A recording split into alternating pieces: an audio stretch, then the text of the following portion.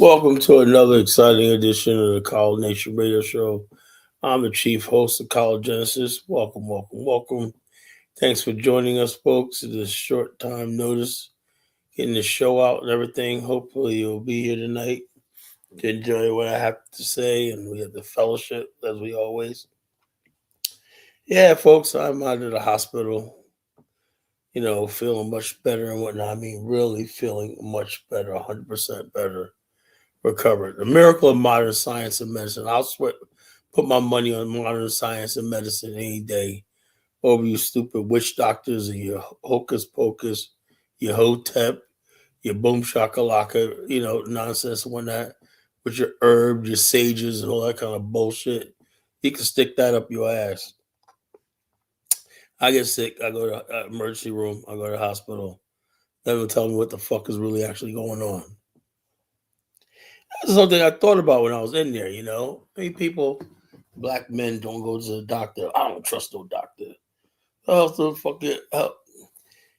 else you gonna trust? Somebody took a Hippocratic oath, got everything on the line, right, to make sure you get right. Or somebody on the street corner selling you herbs and spices, somehow take two of these and whatnot, and call me in the morning when nigga. Like I said, our culture, I'm the culture critic. Our culture needs a total friggin' overhaul. Look, let me tell you something. Um, what's up, Dark Migo? What's up, Rico Miller? Look, education matters. Degrees matter. Your reputation matters. Your work ethic matters. Your character matters in this world. There's no getting around that.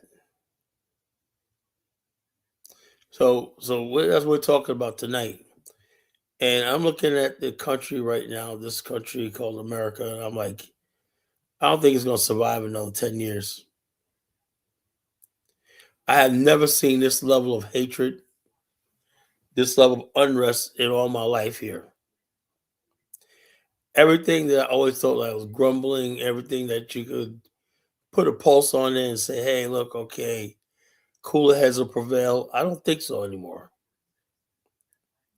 I think we've gotten to that point where everyone is over the edge, everyone's on the brink. What's it's going to lead to, I have no idea. But I know it's not going to be good. And what gets me is the leadership of this country is not paying attention to this. You got people in this country, black people, who are legitimately afraid. They're being blamed for the crime.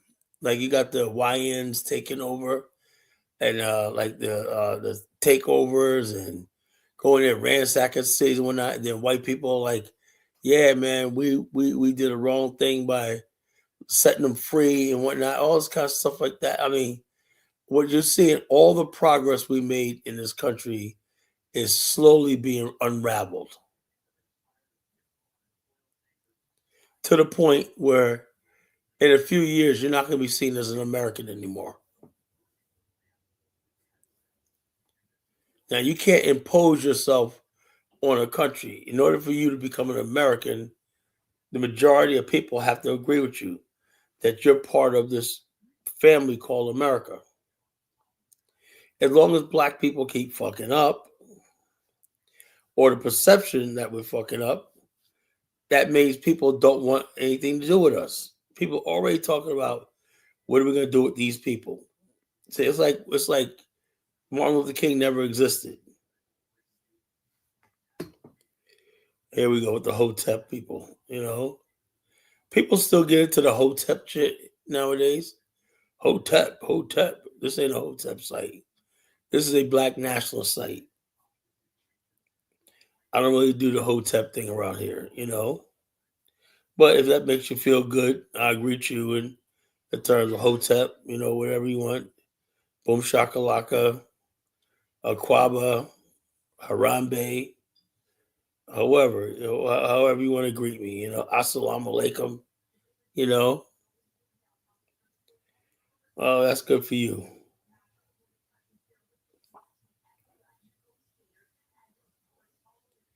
but this is a black nationalist platform.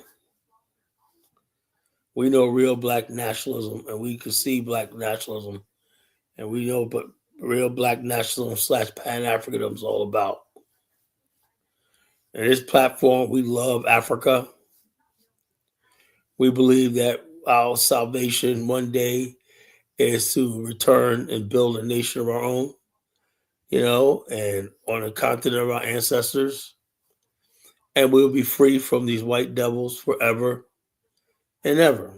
Now, if you agree with that, then we could talk about being brothers. If you don't, you got other alternative motives, like maybe you want to be a white man, you know, maybe you like white women. I know a lot of hoteps dudes like white women, and they do all kinds of nefarious shit. I love Africa, whether you love Africa or not, I love it.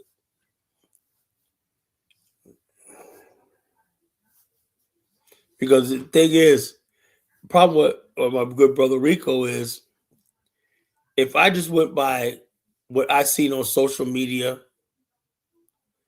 and my wife's in Africa, right?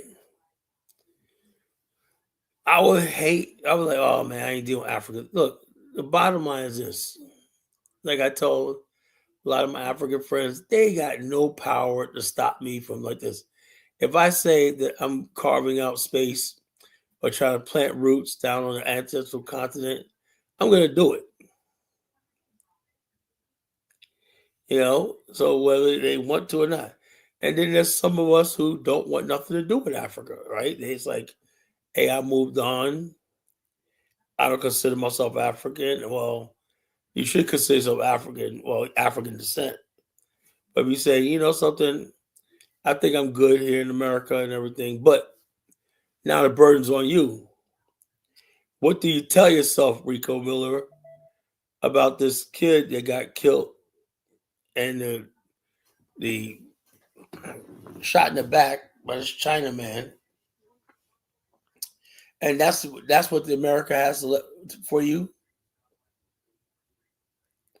They let this guy quit. This guy, Mr. Chow, today, and I'm not shocked. If people are like, oh, I can't believe it. I'm like, this is the America you love so much. I was not shocked. So I'm saying to myself, that's what America has for you.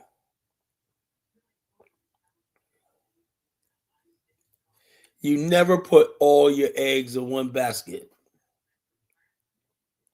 That's what the FBAs, the Rico Miller, my good brother Rico Miller, don't understand. Even if you don't like Africa, you never put all your eggs in one basket. In other words, for you to say something like that, like I said, I have a question. I have a problem with FBAs and these anti-African black people, right? Because psychologically, I know we're going to need that. We're going to need Africa, whether we like it or not. Because we're cornered here in America. Our back is up against the wall. We have America on the brink.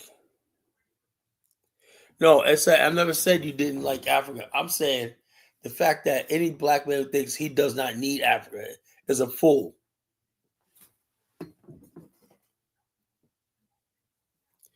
What's the story behind the shooting? Well, the truth is, the young boy had a semi-automatic weapon, which he brandished in the store. And I know these kids, they think somehow, because they watch rap videos, they think it's good. This is a middle-class kid.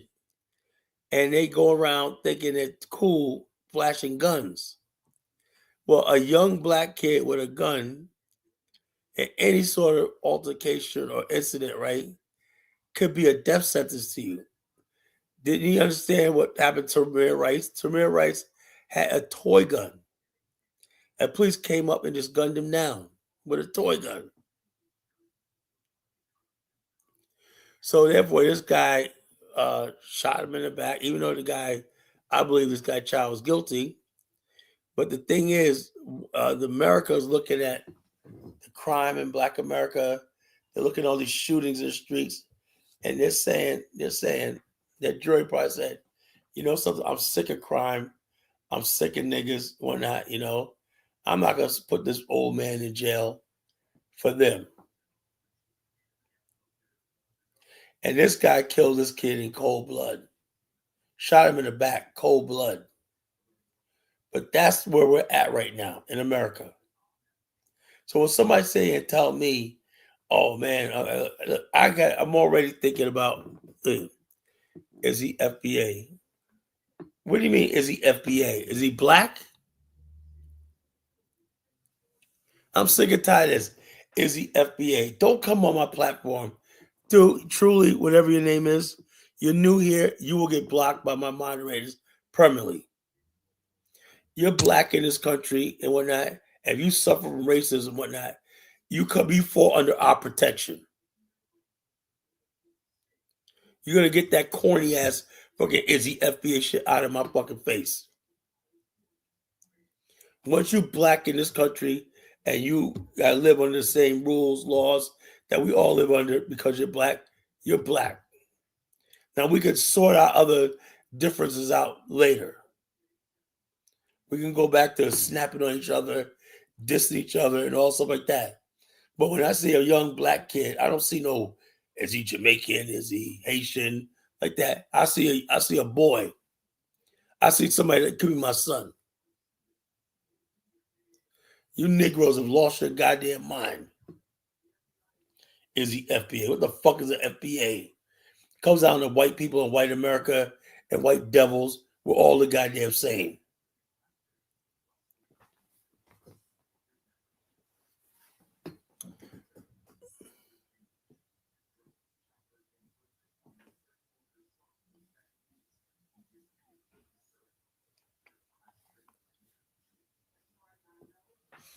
Is he FBA? That's the dumbest thing I've ever heard in my life.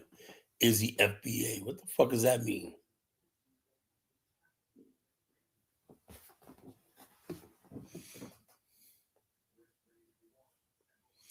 Oh, so true must be a white person. No, I just think that I don't like talking to you. I don't think talking to white people is worth my time, you know. And if I did hate white people, wouldn't that be my right to do so?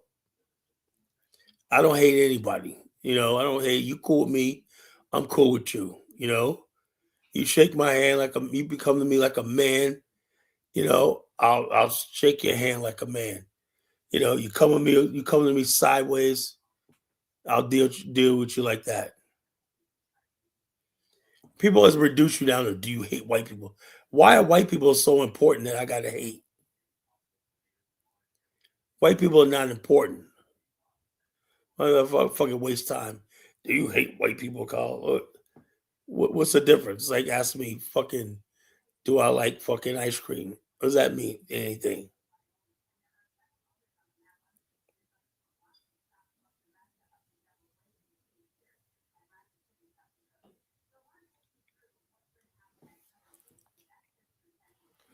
Stick around. You'll learn more about me if you stick around the show.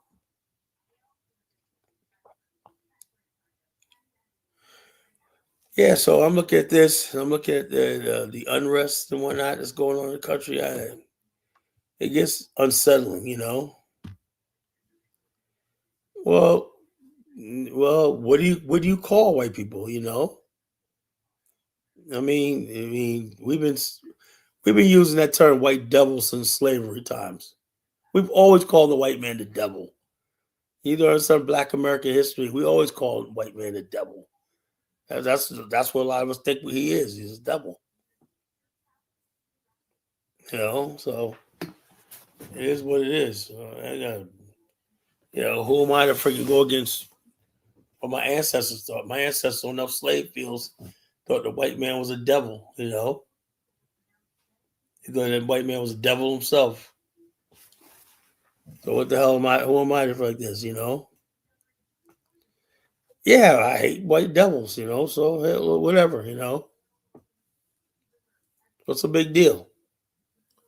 What is the fucking big deal? Where is it written that I gotta fucking love somebody because they're white?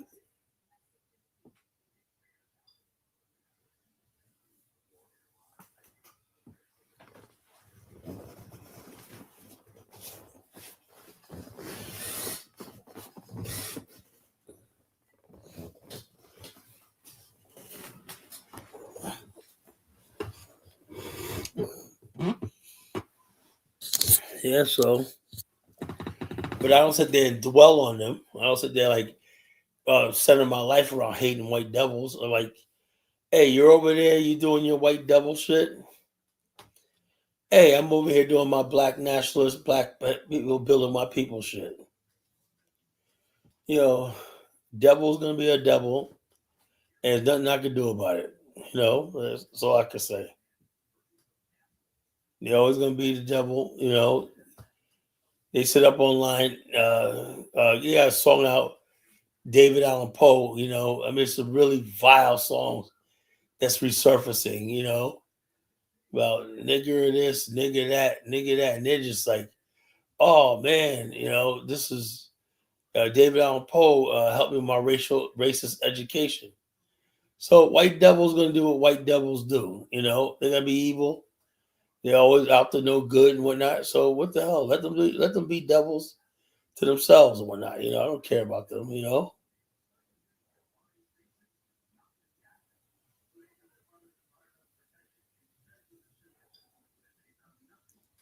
Now the white devils want to walk around.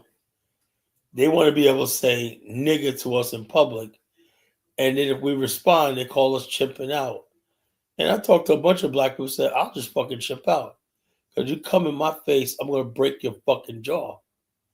That's how a lot of black men think. That's why I think they can run up on black men in 2026 talking, and we're going to be like, oh, yes, freedom of speech, all shit like that. Get the fuck out of here. You know, if we have to crack some devils over the head, hey, so be it. You know, that's my message to my brothers. You know, don't let nothing pass. Be smart about it, but don't let nobody punk you.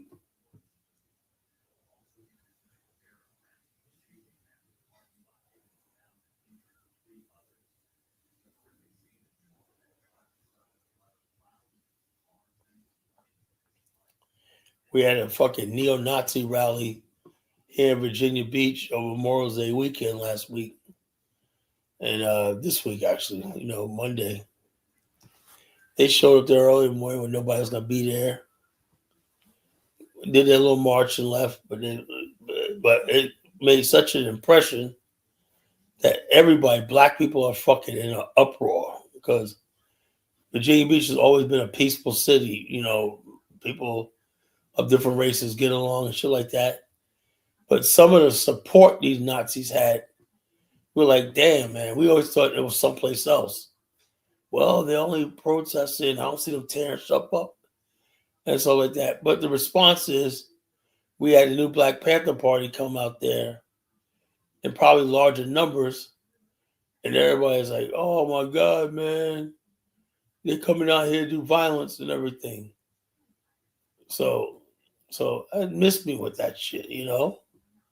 And everybody will tell you right now, the new Black Panther Party could have a lot of support among black right. Black people are ready for that shit. Everybody was so proud seeing them brothers out there and they're all black and berets and whatnot. All these black people felt so proud.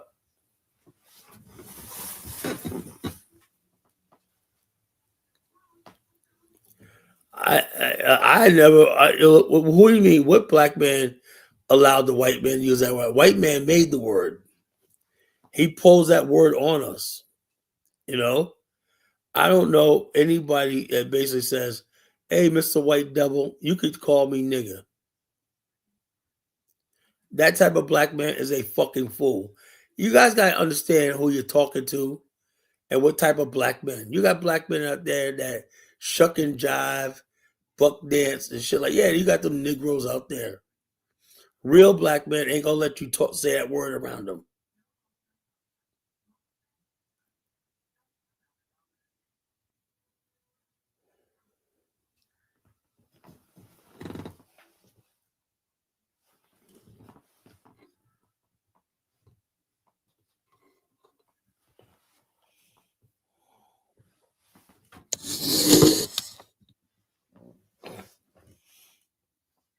Real black men ain't gonna let that shit fly. Those buck dancing coons who sit there and go along with anything and whatnot to get a laugh. and stuff like that. No, we don't do it. Real black men don't do that shit.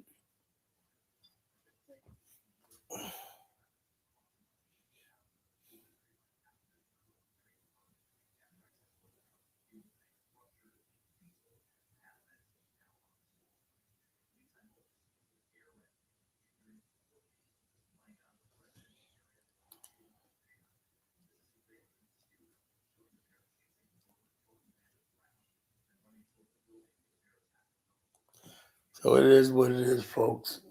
It is what it is. Where this is going to end, I have no idea.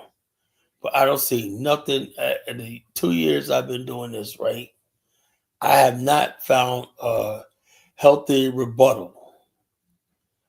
You got my good friend in the Netherlands, uh, Catcher Freeman Nat Catcher Freeman needs me, telling me how great it is to be America. I said, yeah, America has its amenities. But still, though, we have a serious problem. Houston, we got a serious problem.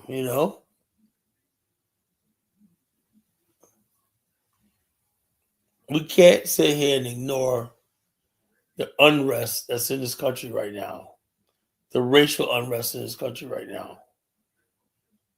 At some point in time, people want peace. If it doesn't lead to peace, you got nothing.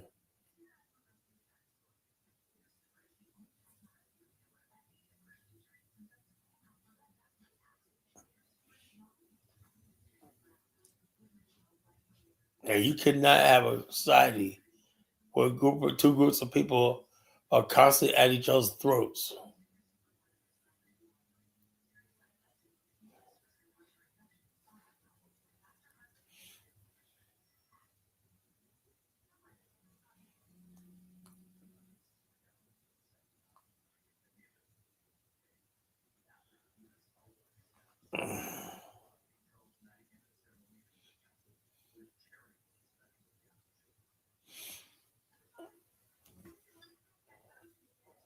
So when people come here and they don't like my idea of an Afghanistan, which is we take one partner with one Africa. I got every day I have ideas how to build this Afghanistan.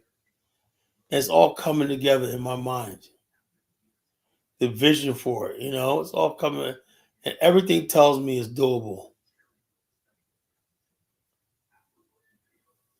We need one state, one country in Africa. Out of all the 50, it'd be different if we did not have 54 countries in Africa that we going through all this shit. The reason why they treat black people the way they do is because you cease having an alternative to them. Every other group of people have an alternative. That's why they get some more respect than we do.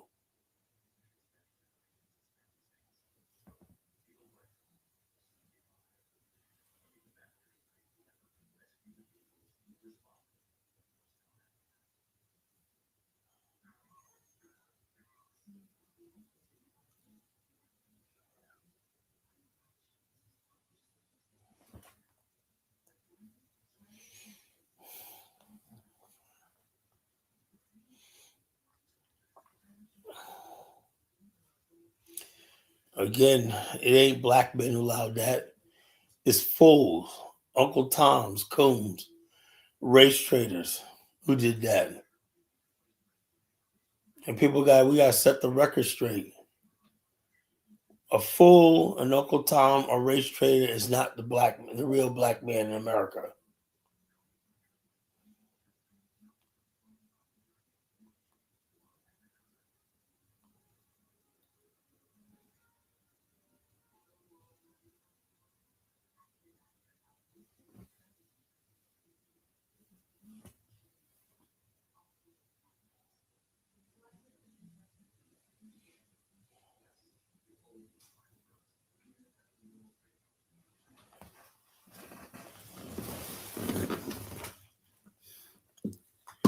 I'm doing a whole lot better, thanks to God.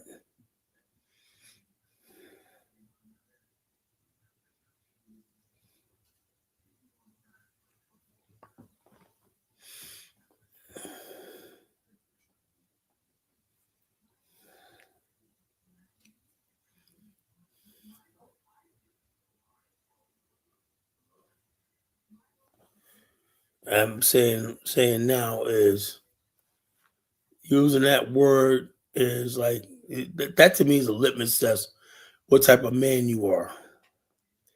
It's the type of man that will let a white man get away with calling him a nigga. It's somebody who will let somebody get away with grabbing a woman's ass. Oh, he didn't mean it. Oh yeah, but I'm going home with you and everything. Oh man, he didn't actually hurt you, whatever like that. That's the fucking real mentality you're dealing with.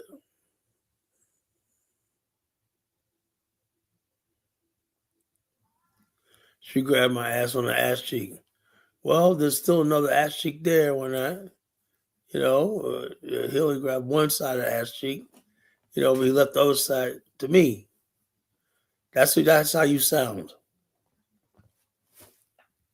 Somebody comes up, call your mama a whore, and you're sitting there trying to, well, yeah, because you ain't gonna do nothing because you scared, and he's showing you that you're a punk, that you're not a man. Dude like that will get his family killed, will get his wife raped, will get his daughter assaulted, anything like that, because he don't want to stand up like a man. And it starts with, he asks him, what would you do if a white man come up to you, smacks you in the head and say, nigga, what do you do? If his first instinct is, well, I gotta hold back, I gotta do this, I gotta look at the bigger picture, fuck the bigger picture.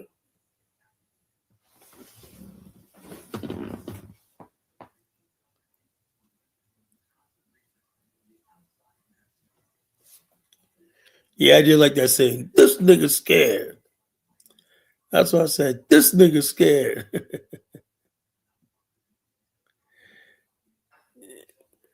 Yeah, this nigga scared. That was an iconic line, man. This nigga scared.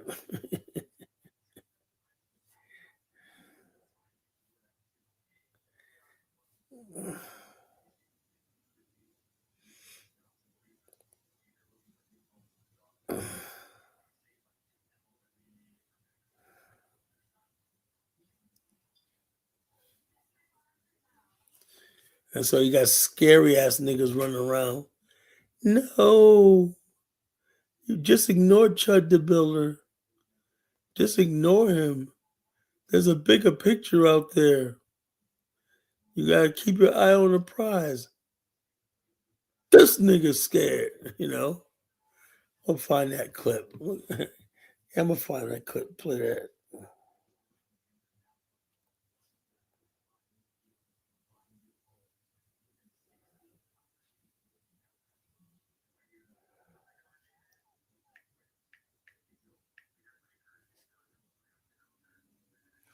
Pop right up.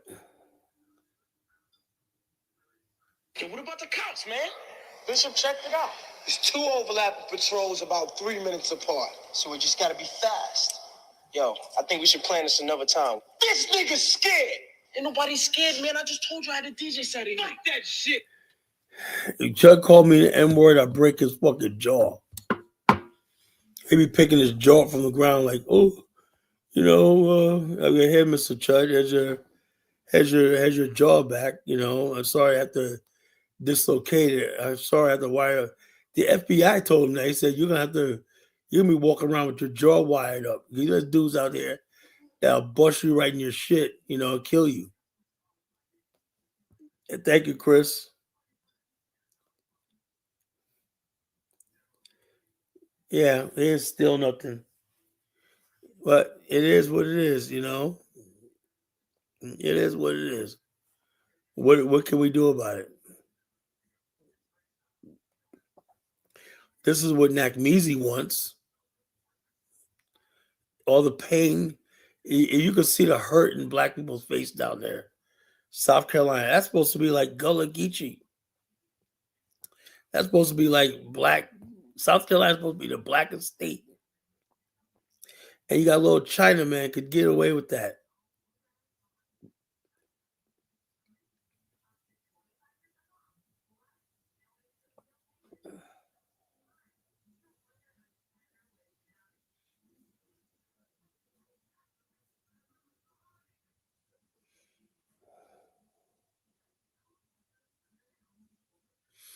So I don't know.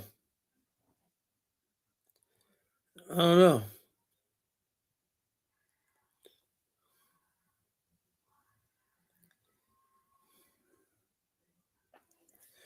And Afghanistan is going to be the only thing that's going to save us.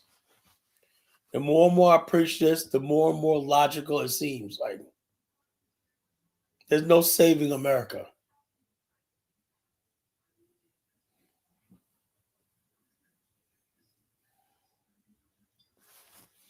That's why it has to be in a large enough country that can host territories so we could build our own communities and enclaves.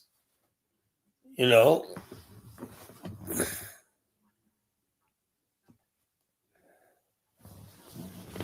I thought about that. Imagine inviting Timothy Hightower to the Afghanistan.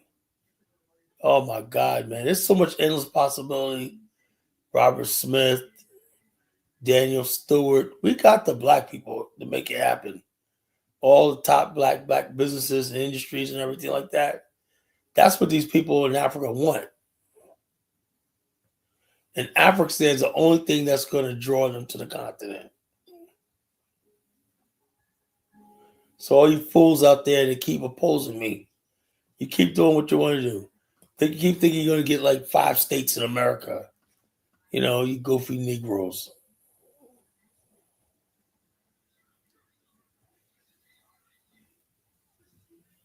However, I give my good brother King goodwill. He gave me a little shout out because he knew I was in the hospital on TikTok. I appreciate that. He's wrong as 2 left feet, but I appreciate that.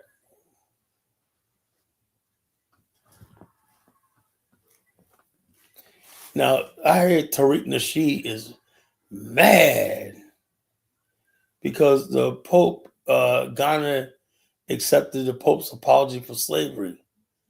He's mad, you know. And Tariq think he was going to be the arbitrator of reparations in the history of slavery. Mr. fucking, what's his name? K-Flex, you know, how to be a Mac, whatever. Where do these fucking clowns come from? They call me Collar the Ringmaster because I deal with a circus of deadly clowns. I got it. They call me Collar the Ringmaster because I deal with a circus of deadly clowns.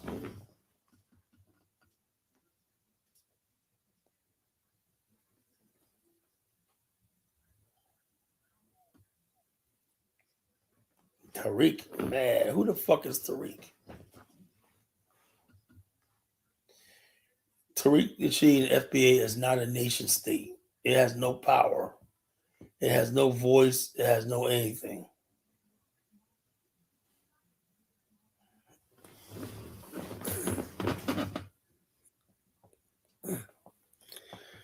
How is Akon City supposed to be like that? Just if I say something stupid like that, anybody who knows me, and how you gonna compare me to that fucking A spook? You know, how you gonna compare me to that fucking spook? Akon, you gotta be kidding me. And they say no goddamn Wakanda shit. This is real.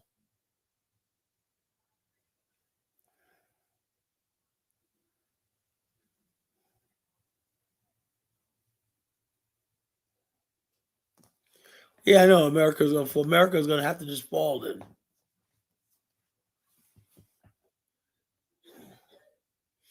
Because we're the only thing propping this country up.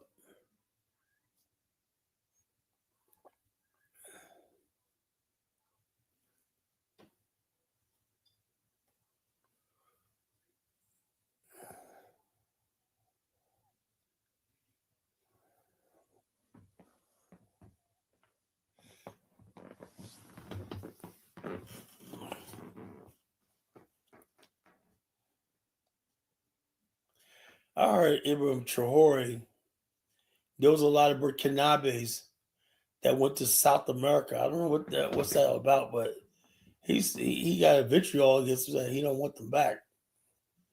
So I don't know. They could be Negropeans for all he knows. There's got to be something why he say he don't want these particular Burkina Bay's back. You know, I'm like, damn. It's really rough.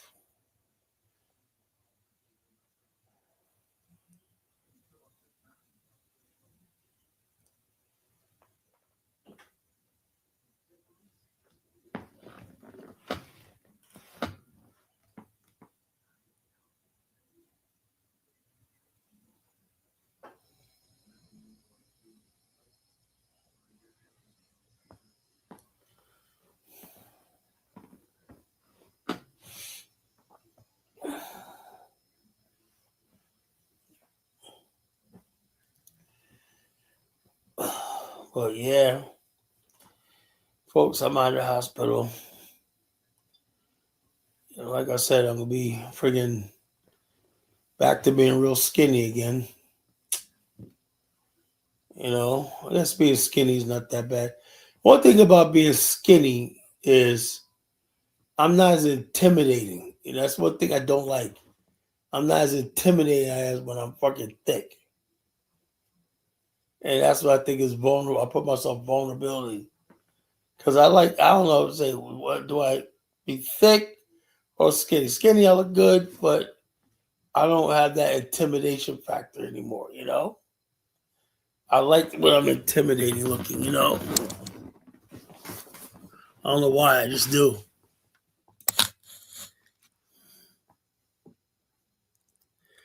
Akon is, look, you gotta understand something what you're dealing with. You're dealing with somebody that did not have an end game. An end game. Akon did not have an end game. We're not trying to look. This Afghanistan is specifically, like I would say, 80% for African Americans. That's the main event. That's the main story. That's us regrouping in our own land and our own self-determination. Are other black people invited in? Sure. I don't know what Akon. Listen to this and listen very carefully. You are not going to lead Black Americans, right? You're not going to lead African Americans unless you're one of us. That's just the way it is. You can't just say, "Oh yeah, African American, Akon," and then he has such a disdain for the very people he's trying to lead. So he doesn't like Black Americans. Yeah, he's trying to lead us to whatever he's trying to build. No transparency, no government, anything. No, I wasn't born big bone Elvis. Actually, when I was a kid, I was very skinny. I only got bigger when I was like when I was in my 30s. Up until in my mid 20s, when I was always really, really, really frail and skinny.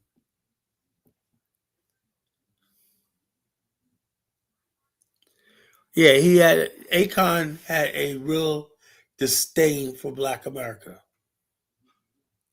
While he used the music and the culture and everything, he secretly hated this group of people.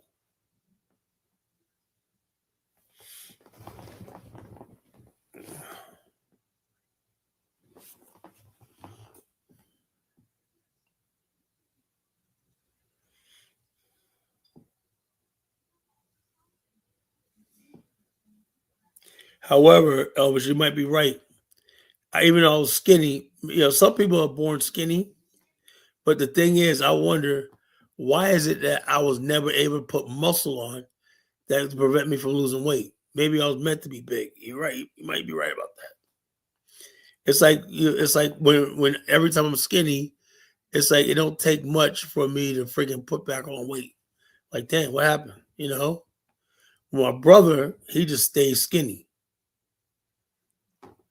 He just stays skinny, whether he works out or not. So I don't know. Very tricky when we talk about the human anatomy.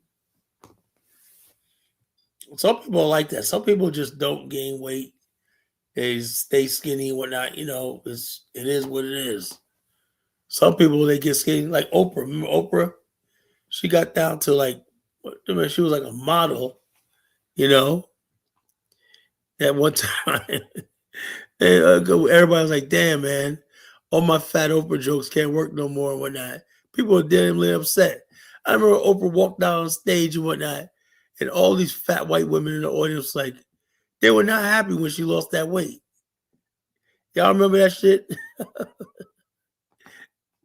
Oprah looking sexy and whatnot. And all of a sudden, then she put back on weight. Everybody's like, oh, this is Oprah I know. Oprah was never meant to be skinny.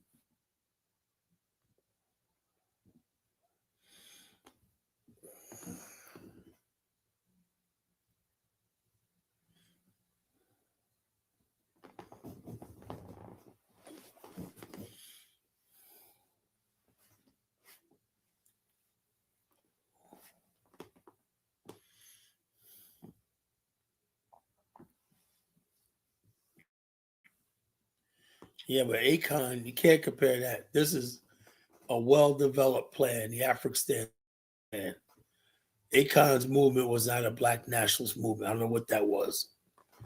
Look, you can't not be a movement, build anything on the hip and the hopping and the gangster rap and all shit, like whatever the fuck he was doing and everything like that. It doesn't work like that. If you are absolutely serious about something like this, then what you got to do is tell people what you're going to lose. I'll tell people all the time.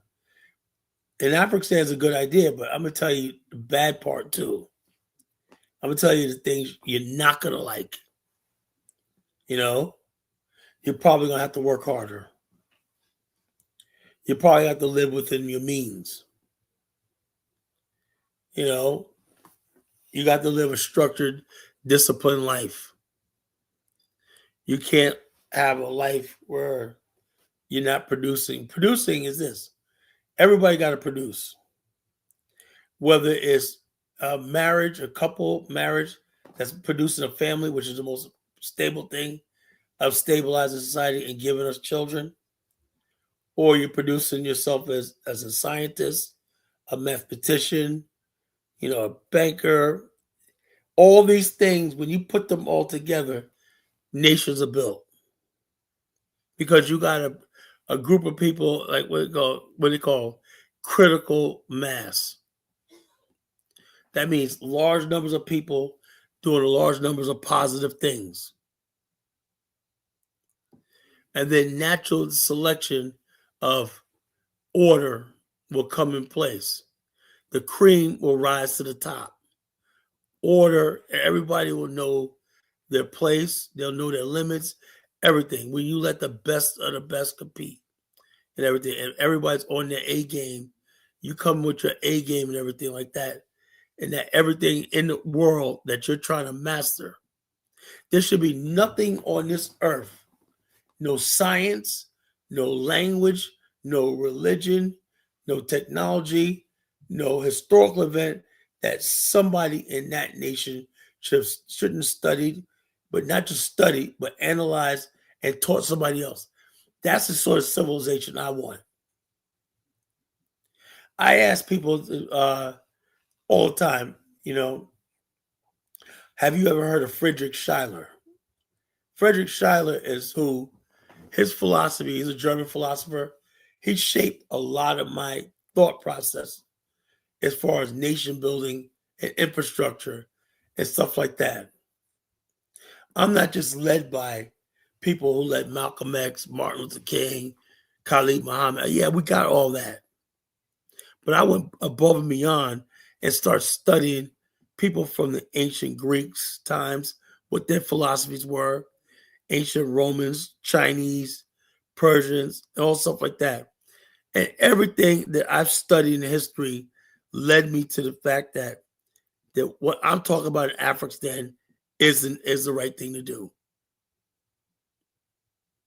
This ain't just something I just came up with off the top of my head. Can you say Akon did that? No. I study everything in history. First of all, I try to look for, has anybody in history ever been in our situation? Then I found out that no, this is unique. Think about it. We were taken across the Atlantic Ocean against our will, uprooted. We retained a little bit of our heritage and culture, but yet we'll take it to a new land. We had to adapt. Under duress, we never had refuge or peace in this country for 400 years.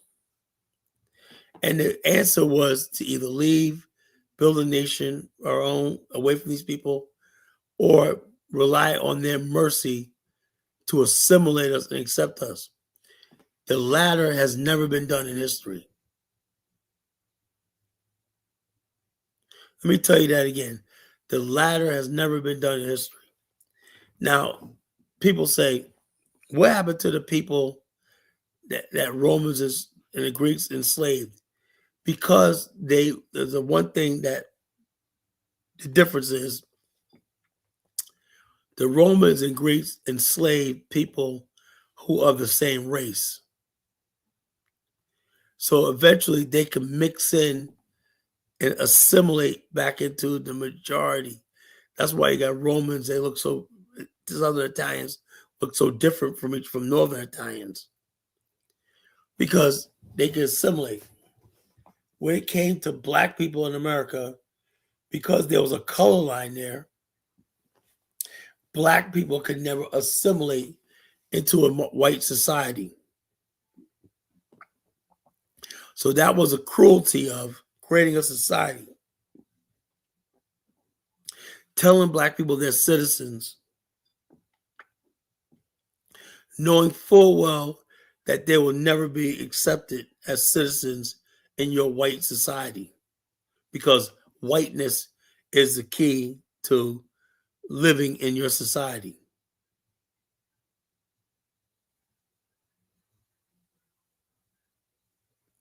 So therefore,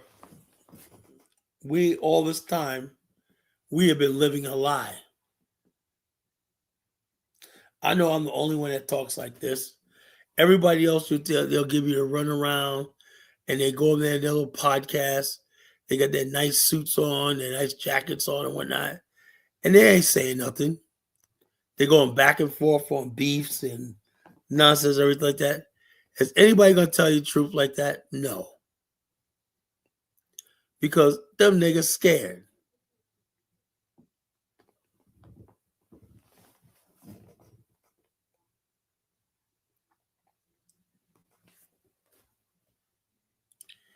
And I know that scares a lot of people when I say it like that. And then it goes to other people coming here from other countries, right? I don't know why a black person from Africa or the Caribbean wants to come to. I mean, if things are that bad, that you got to come to an openly racist country like America, man, that's something freaking wrong. Black America has been holding back and integrating, assimilating. Now people are seeing now. I got a lot of my friends, a lot of my Liberian friends in America telling me, Kala, man, we got to get to Liberia. We got to get the fuck out of here. I said, whoa, what's all this? They're like, man, I'm seeing things happening. I want out of here. I said, this is America. You know, you guys probably didn't believe me when I told you that. This is America. The rent is due. And a lot of my Liberian friends are like, you know, I said, I hope Liberia can hold together for you, you know. I don't know. I just don't know anymore. But they're like, I'm going back. We're going back. We're sick of America. This country's not going any place. Whatever. We're going to go back and build our country. I said, that's what y'all should have been doing like 15 years ago. So that's what you have right now. You got a lot of people, not just Liberians. You got a lot of people from the black diaspora saying that whatever it is, they're going back to their homeland. They look at shit, what's going on in America, the racism and stuff like that, you know, and nobody's immune to this shit. If you think that the racism is only, there was always this belief among black immigrants that racism, white supremacy is something directed at Black Americans. That immigrants don't have to worry about that stuff, you know?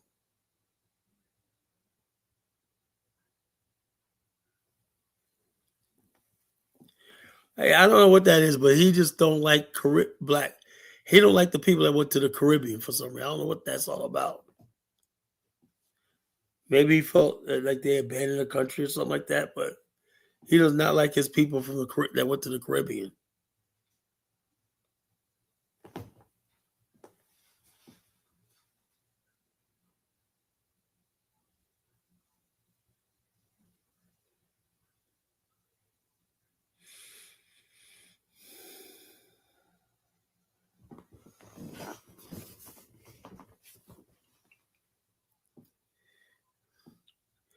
Oh yeah, I was just talking about the Ricky Child case.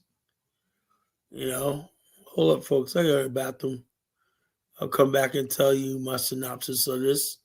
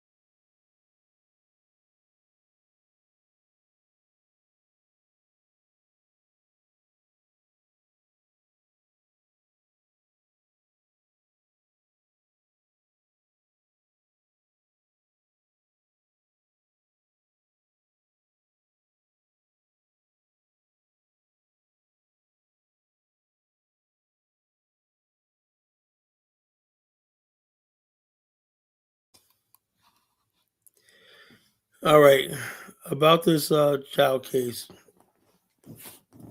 I remember when this shit happened a couple of years ago, and it was like 3 years ago, something like that. The kid was only 14 years old. The story, according to them, is he brandished a weapon inside the store. They say he stole something. The dude ran after him and shot him in the back. Now, the guy, Ricky Chow, this wasn't the first time he shot at somebody. This was like the third time he did this. He shot at a lady who thought they stole something out of the store. And he shot at other people, you know. So this guy basically was a maniac, you know. Now the question is, was he justified? Some people And I'm going to say something right now, right? People are not going to like. When you're a young black kid, right? They get Tamir Rice. The guy that talk about gun, a 14-year-old kid should not have guns under no circumstances. There's no such thing as a right to bear arms when it comes to black people. Unless you're an older man and you're the type that look like you go to the range, you're responsible. But if you look like a YN and you're carrying guns around, you're asking for trouble. This is exactly what happens. Oh, I know. I didn't think he brandished a gun in the store. So I need to know the whole story. I heard that he didn't brandish a gun, but I guess he flashed it or something. I don't know what the hell happened, you know. The question is, did the boy have a gun at all? And I'm not saying this to justify anything like that, but the Bible says give no place to the devil. I mean, don't give him any legal ground. You know what they think about our young men. You know they use any excuse to shoot, and then the jury will let them off. Like Tamir Rice, like Trayvon Martin. Are you well? Well, no, yeah, I am well. I'm saying the truth. Yeah, he never saw a gun, and his son, for saying that, should be charged.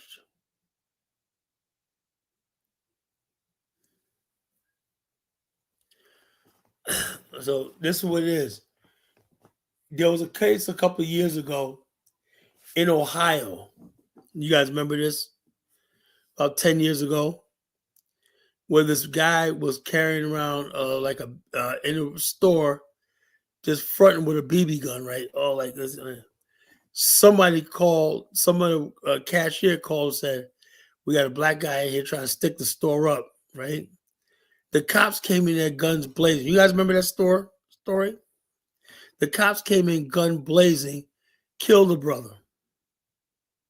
Now, although you say that's absolutely wrong, right? But do you understand, like me, I got to be on my toes all the time. I know I'm living in white Christian America. That shit can happen.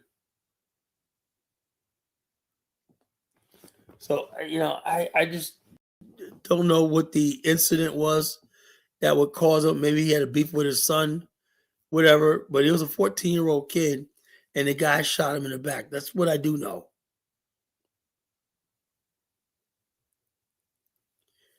And the whole thing is, we don't got the truth is, did the boy have a gun? Even, let's say he didn't branch the gun. Did he have a gun in his possession when they killed him? See, that's enough in their system to justify killing you. That sounds wrong, doesn't it? That sounds evil, doesn't it? But welcome to America.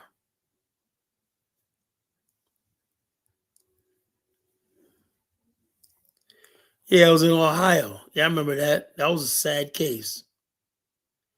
In Ohio, just in there for a day. And I think about it too. I'm going to Walmart, whatever like that, and I'm in the gun section and whatnot. Somebody can say, "Oh, I think this black guy's down there trying to hold a gun, trying to hold a thing," and next thing you know, I'm getting shot up and whatnot. I'm always mindful of my situation. A lot of black people are not mindful of their situation that they're in. They're not mindful of the country they live in, their community, everything.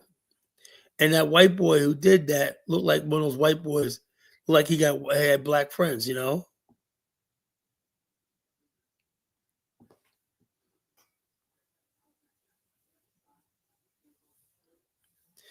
you don't even have to have a gun. I seen black men get killed with their I thought his cell phone was a gun, get gunned down. They're so anxious to kill you. Do you understand where I'm coming from? So it is a sad situation, but this is the culture and the country we live in.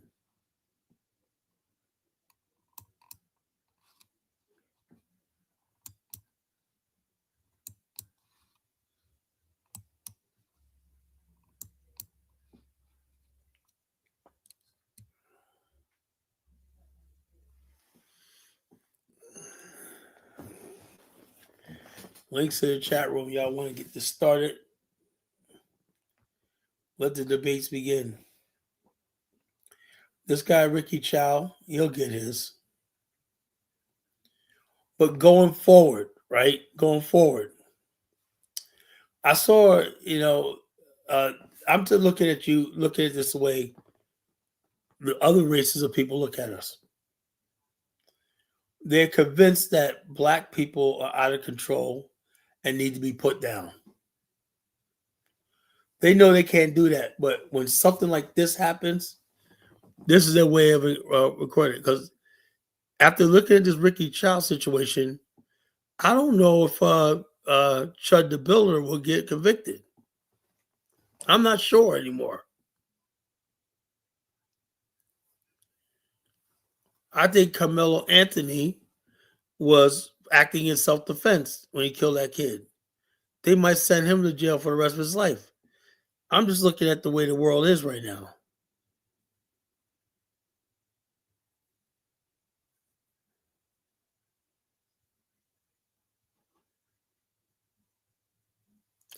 Oh yeah. That guy, that crazy looking ogre looking chick. She tried to friggin' hold him at gunpoint to the police guy. He was having his diabetic fit or something like that. And she shot and killed him. Yeah, I remember that.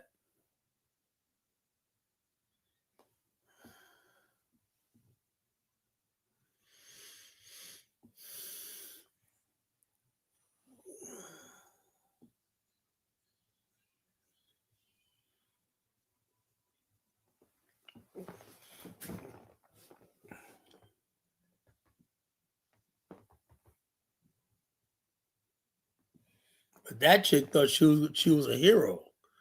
She thought she was gonna get a reward. She thought she did something.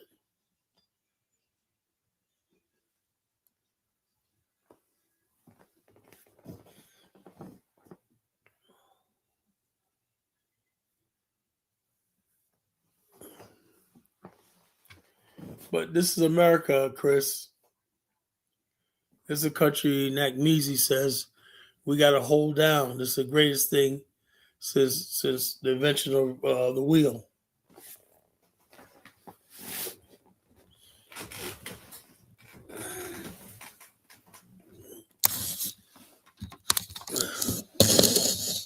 But you be talking about leaving America or Nakmeezy.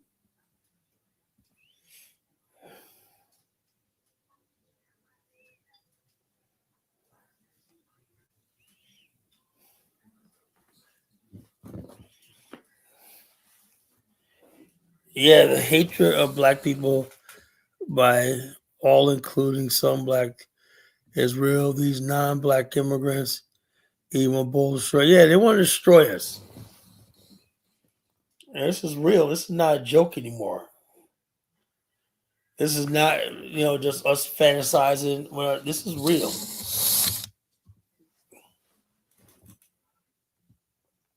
And you can't ignore this.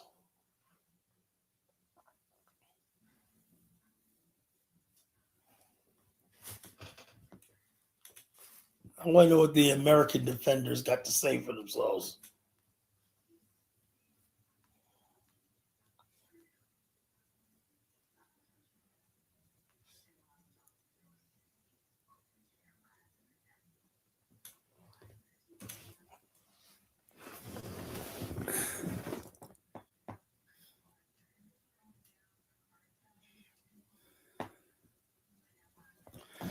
Yeah, people are scared of the show. They're terrified of the truth. They're terrified of the truth. They don't want to hear the truth. They want to hear everything else but the truth, 100% truth. I'll tell you right now, it's just time for us to go our own way, do our own thing.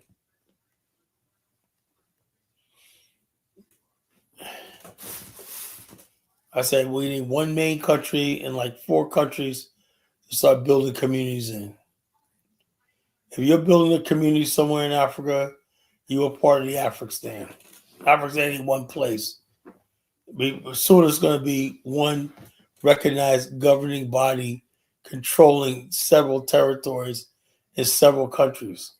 Its own banks, its own airports, everything like that, you know? We're going to come out of this mess. 500 years, time is up.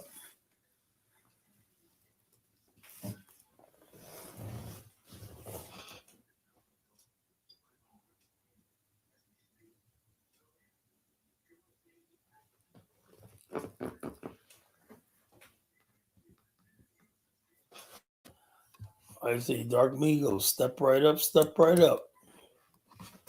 What's up, Dark Migos? Step right up. Yo, what's going on, Genesis? How you been?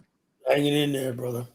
Yeah, man, I was praying for you, man. I'm glad you're out the hospital, Thank you, man. man. Your Seriously. prayers work. Yeah, because it was like 2 days. I'm like, nah, yo, he Kyler got to be all right. But yeah, Oh I'm yeah, glad you're yeah. good too, That's man. I was coming with my transition home, everything like that. Yeah, So I just took some time off, relax. no, I got to. Yep, I understand. I'm gonna try to make it to the office tomorrow. See if I can get the strength to get to the office. I'm so backed up on work; it's unreal. Yep, yeah, definitely got to get back in the office. Yeah, that Yeah. don't stop at all.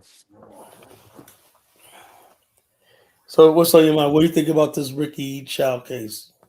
Yeah, I think didn't they have like a similar case like back in the day with the little girl in California? Yeah, Latasha Harlan.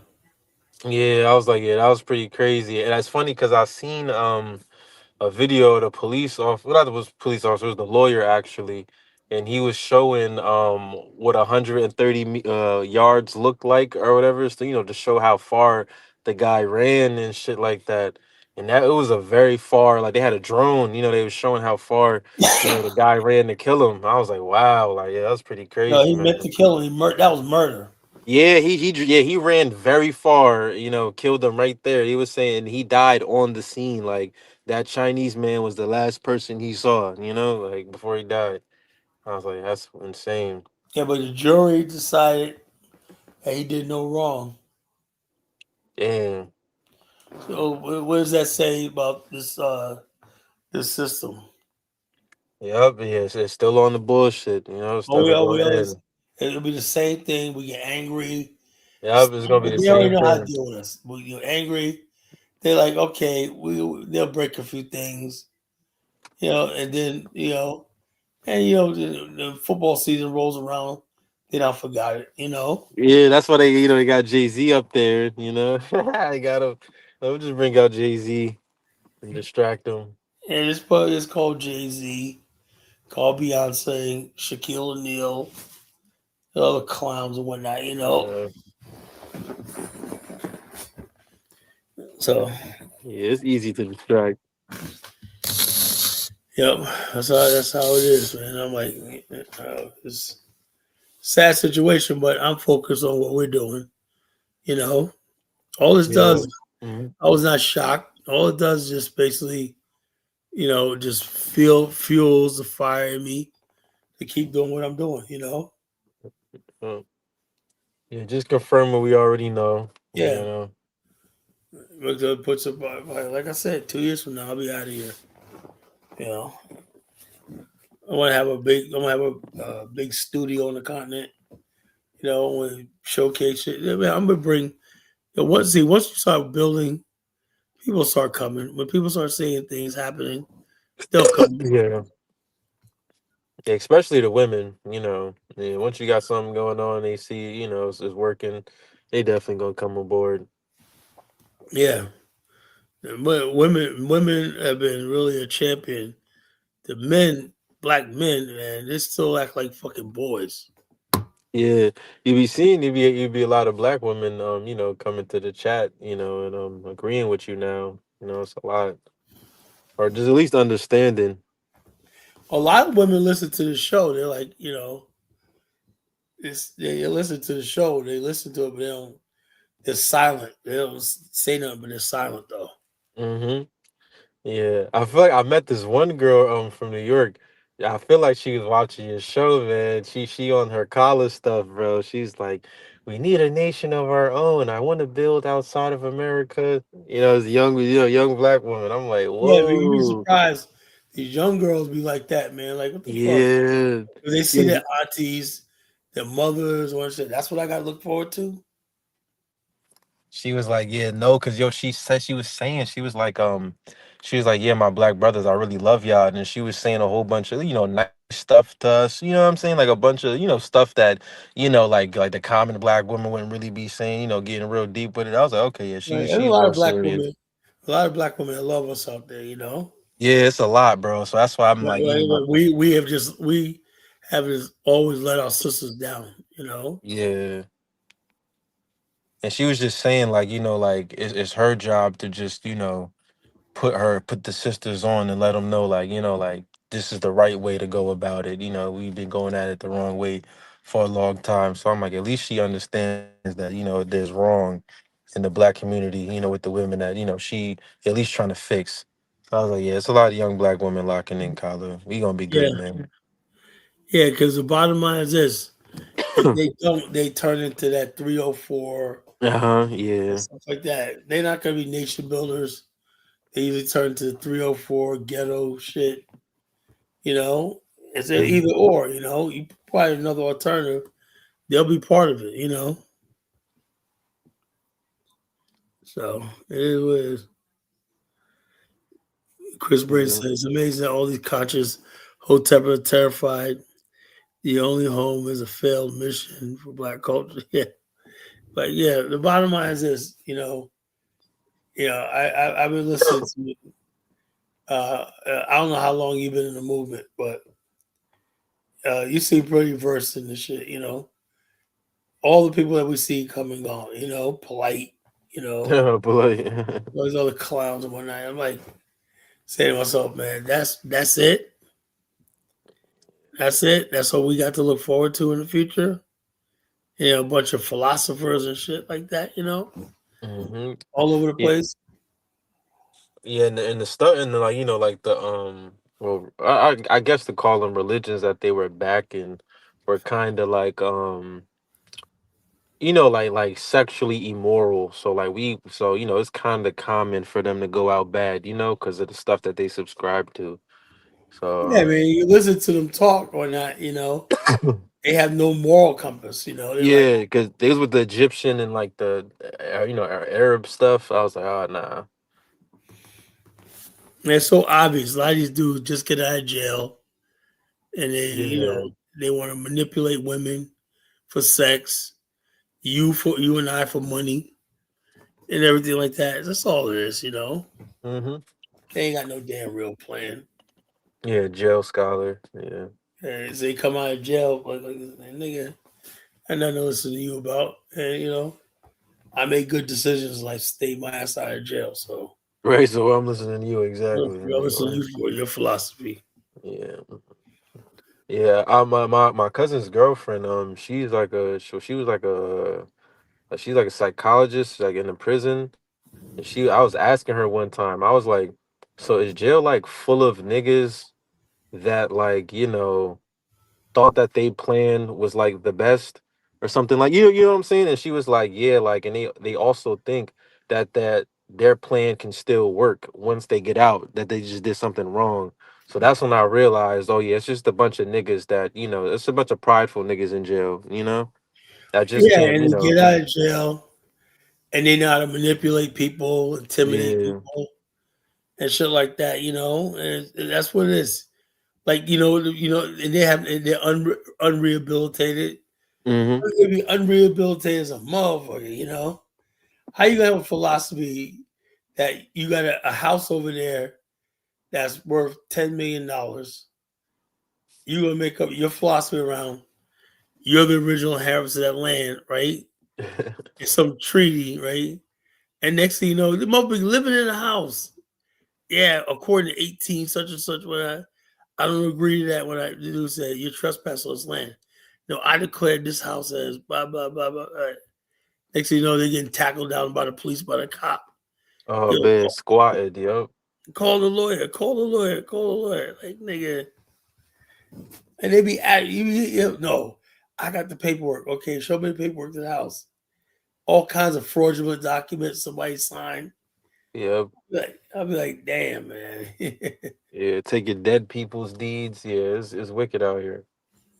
I'm like, yo, what the fuck is y'all doing? But that's what passes for a scholarship nowadays. It's all rooted in I'm gonna get something for nothing. Yeah, you just gotta have show a couple of dollars and just have a strong talking voice. You got black people in the head blocks. Yeah, what you call it? What it is you gotta have what you call you gotta have bass in your voice. Yeah. Bass. You gotta It's called a bass. Yeah, baritone. yeah, you see what that Christopher guy said? That's pretty true, that we used to say on here, you can't be, sexually immoral and be a leader. Like at some point you're gonna be compromised. Exactly. And then when they do, like Malachi York, that nigga slept with all his members' wives, plus their children and shit like that. And they're still acting like he's some saint and whatnot. Malachi York. Right? It's crazy, yeah, because he sold them. He was saying like if you wanted to know certain knowledge, like you gotta let me sleep with your wife. I'm like, there's no knowledge on this earth, that's worthy for that. That's crazy. Yeah, so I'm like, what the fuck? Yeah. All right, Kasha, Stockholm syndrome. what's on your mind, bro? Costa in the house. I'm just listening to y'all conversation. I just butted in. Maybe I came in at the wrong time. But you was talking something about baritone when I dipped in. Gotta have No, I that. say yeah. What I'm saying is everybody when they got that baritone, yeah, blah, blah, blah, and so you like, damn, this nigga must know what he's talking about. He got that baritone voice. So he must Yeah, be know what he's talking and about. you know the women gonna fall for that majority of the time. Yeah, they don't fall for that. I You got agree with what y'all saying though. If you a leader, man, you can't be trying to just hunch up on everything, man. That's not a lead. That's not leading quality. You know what I'm saying? That's not like the qualifications of a leader, bro. Like like you gonna have everybody disgruntled towards you. You're gonna have all the yeah, dudes I they gonna learned want to a get long back and they time gonna ago, click up right? again. When I went to Dr. Boom Shakalaka, blah, blah, blah, blah, meeting, right? When I was a young. Anyway, whatnot. Next thing you know, yeah, there's one chick there that was my age and whatnot, cool, whatever like that. I thought she was cute. I think we are both in the movement together one night. Next thing you know, man, you go over to the dude's house one night. She's coming out of the bathroom with her fucking bath towel on. They not fuck, you know. You're like, damn, man. You know, hey brother, such and such. I forgot the name she called me. Yeah, man. I'm like, man, y'all niggas ain't shit, man. Yeah, man, it's crazy. Yeah.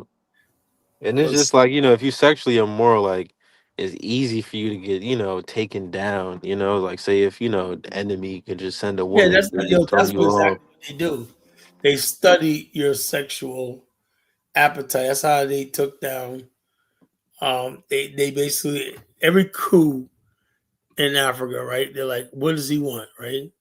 Well, we seen him out all the time with a bunch of women. Oh, so that's how we could play in women. See, one man they couldn't do that was Malcolm X. Malcolm X was very, very moral. And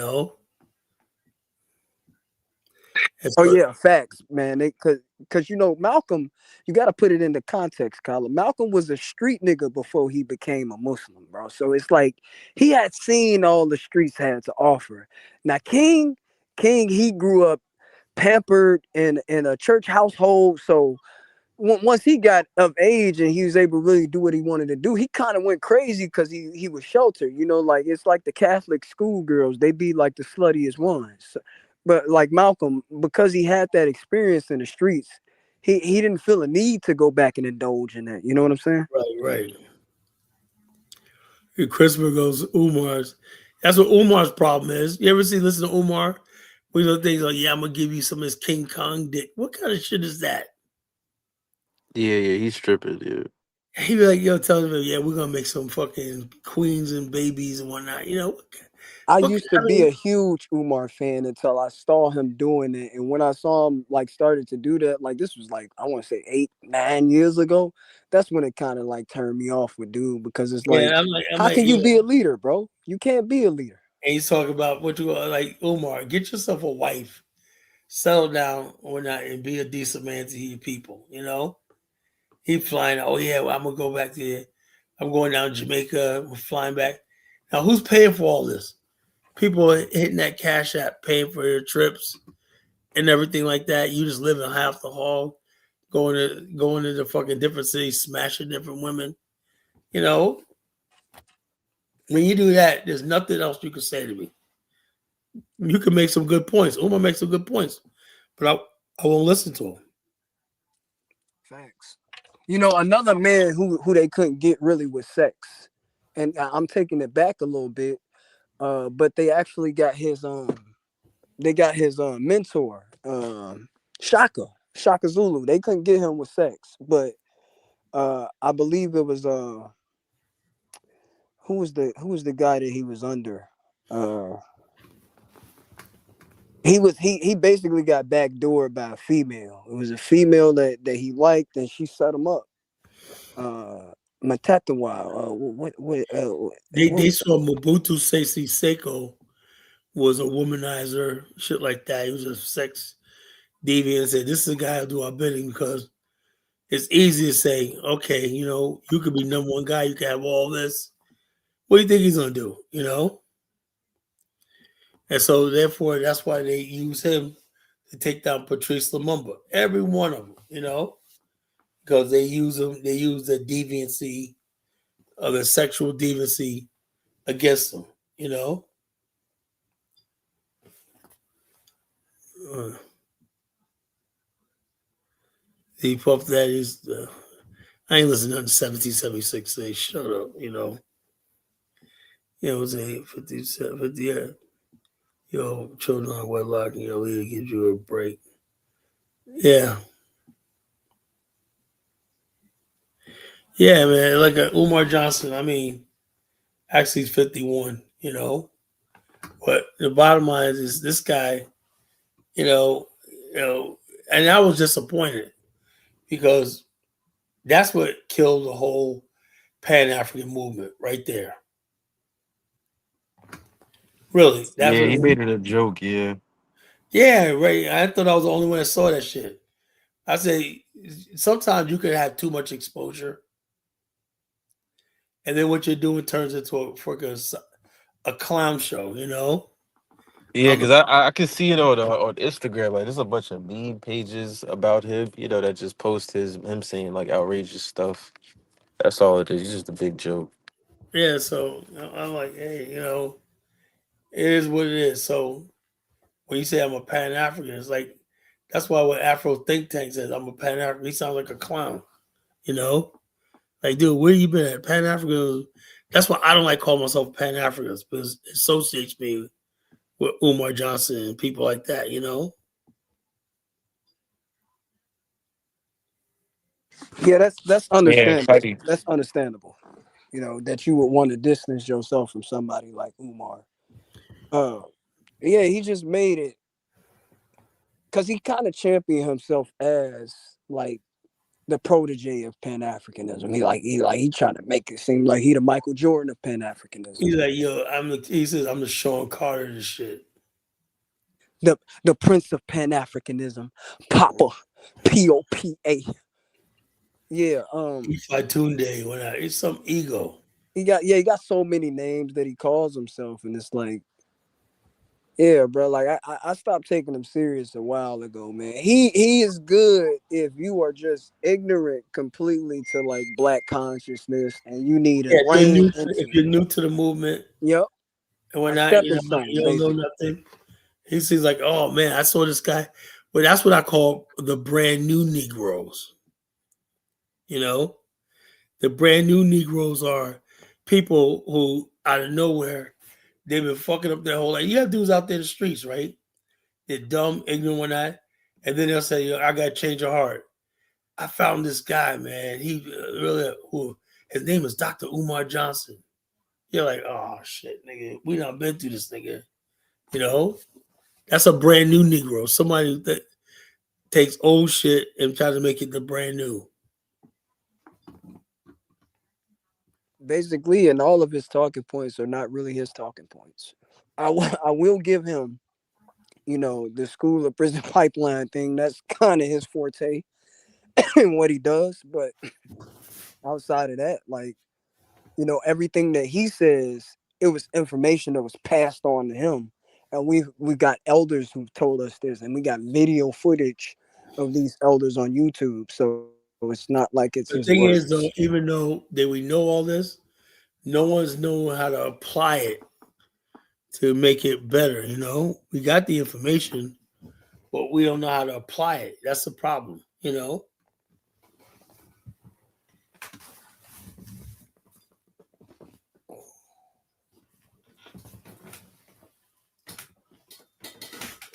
So we're just regurgitating the same thing year after year.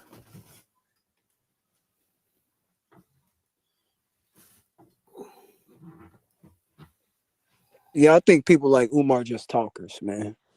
Um, I he's been talking about that school for over like a decade now. My son actually goes to a Pan African school in Chicago. It's a man named Marcus Klein, and he's opened up the school. The school's doing well, like, so if he could do it on a small scale like that, why can't Umar do it? Like he's trying to patch up a big wound, and I don't think he got the wherewithal to do it by himself. Well, I don't think the school's a cash cow. As long as he got people sending him money, and he says this thing where he just bounces back. You ever notice that? No matter what scandal he gets into, you know, he'll just. I'll wait for something else big to come out there, and I'll get the right in front of it. You know. Let me see.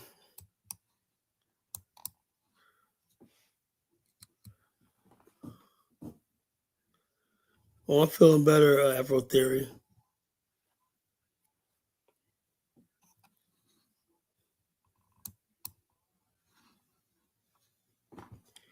Mr. Morris, how's it going? What's going on with you? How you been doing? Hanging in there. What's on your mind? Oh, okay. Oh, and then I heard the conversation. I just thought I'd tap in for a little bit. Tap in with the convo. Okay. Go ahead. Go ahead with Yeah, it. no, I heard y'all mention. Well, to be honest though, and with Dr. Umar, Yeah. I ain't even gonna lie to you. I like how would I say? I like Dr. Umar Why? in the way. You said what? Why? How would I say? I like I know the spirit that he come from, meaning that, okay, as far as the man and his actions, right?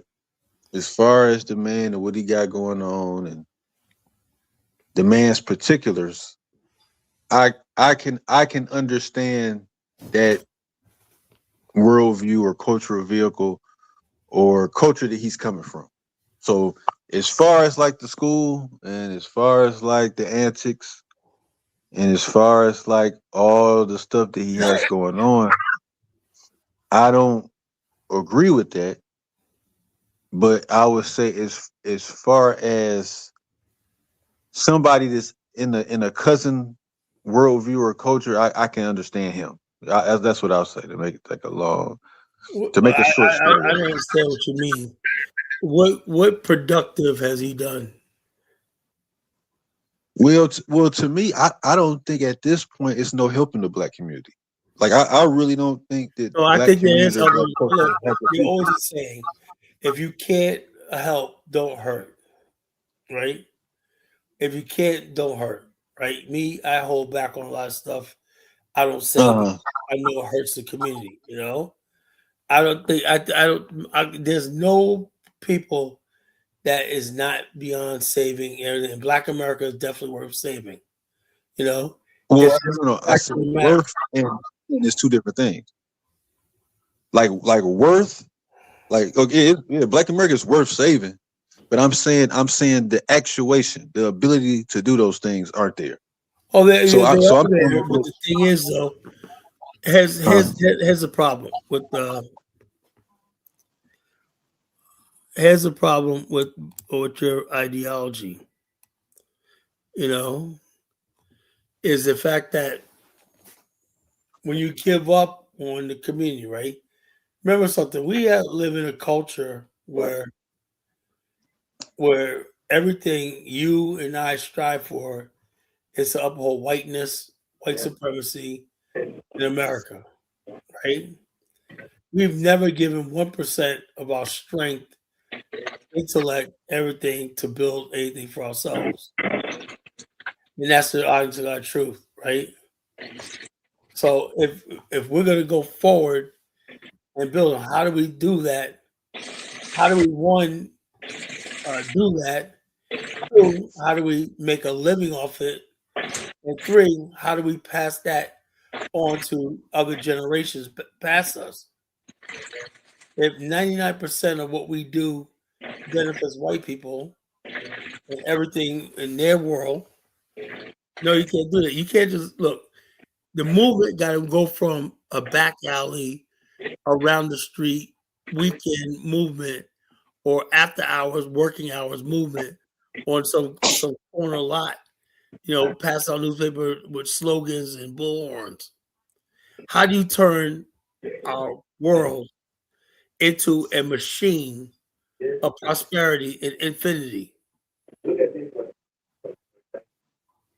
We could do that, but we choose not to. Go ahead, Chris. Yeah, I'm glad to hear that you're doing well. I wanted to call in for that and wish you well. Thank you, brother.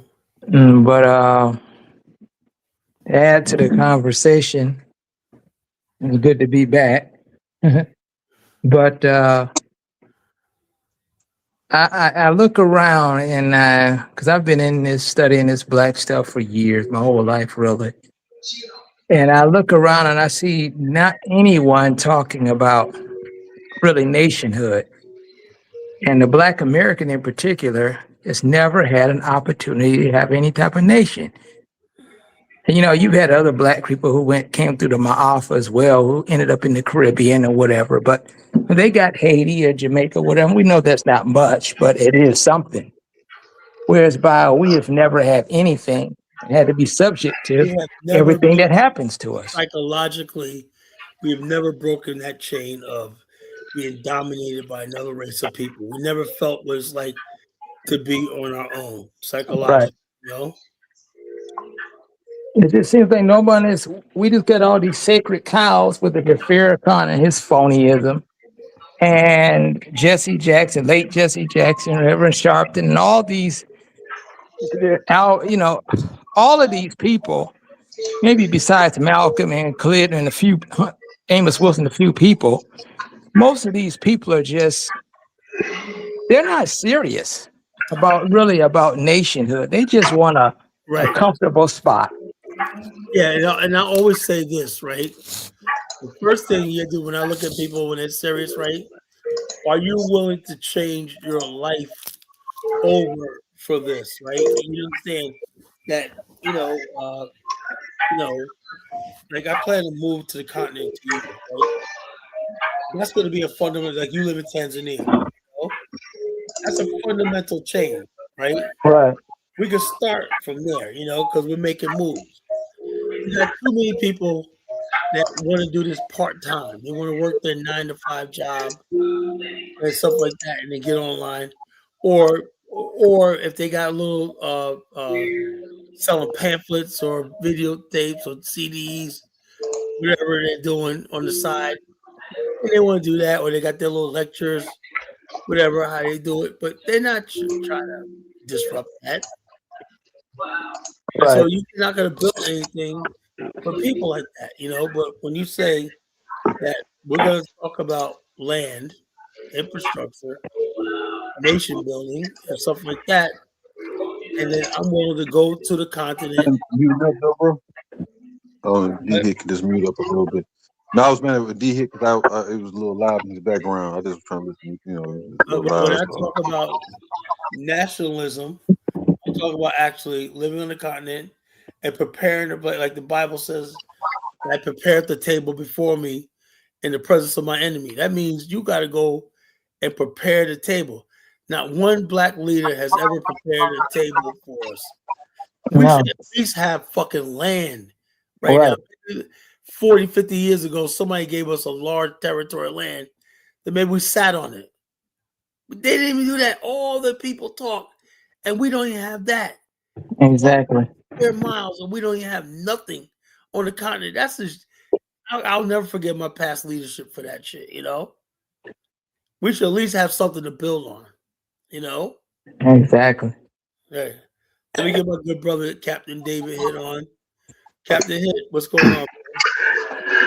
Carla, how you doing, brother? I'm doing good, brother. Doing good. Doing good. Yeah, it's been a minute. Yeah, It's it's been a been a minute. minute. It's been a minute, Hey, Captain Hit, what do you think about that Chud the Builder thing in Tennessee? I didn't see that. I haven't been following that. What happened with that? Okay, it's a white guy who had a kick screamer, right? Yeah. He built this a large following going around in public calling black people niggas, and Mm, then you react to it. He says, "Oh, you're chipping out, but he only choose. I know it's the only skinny black dudes, or somebody like him. But yeah. so that's what it is. But now he's in jail because one dude ran up on him and he got into a fight, and he pulled a gun because he would show a gun and a bear spray. He had bear spray and a gun. And one brother was a military guy. He said, "I'm suffering from post-traumatic PTSD, whatever." Mm-hmm. And the dude was like, went up to him, nigga this, nigga that, outside the courthouse, right? The dude, man, said, "I don't care about that gun," and fought him anyway, and shot him, Mm, But now he's locked up right now. There's white supremacists are down there. They want to get him out, but his bail's too high. gotcha.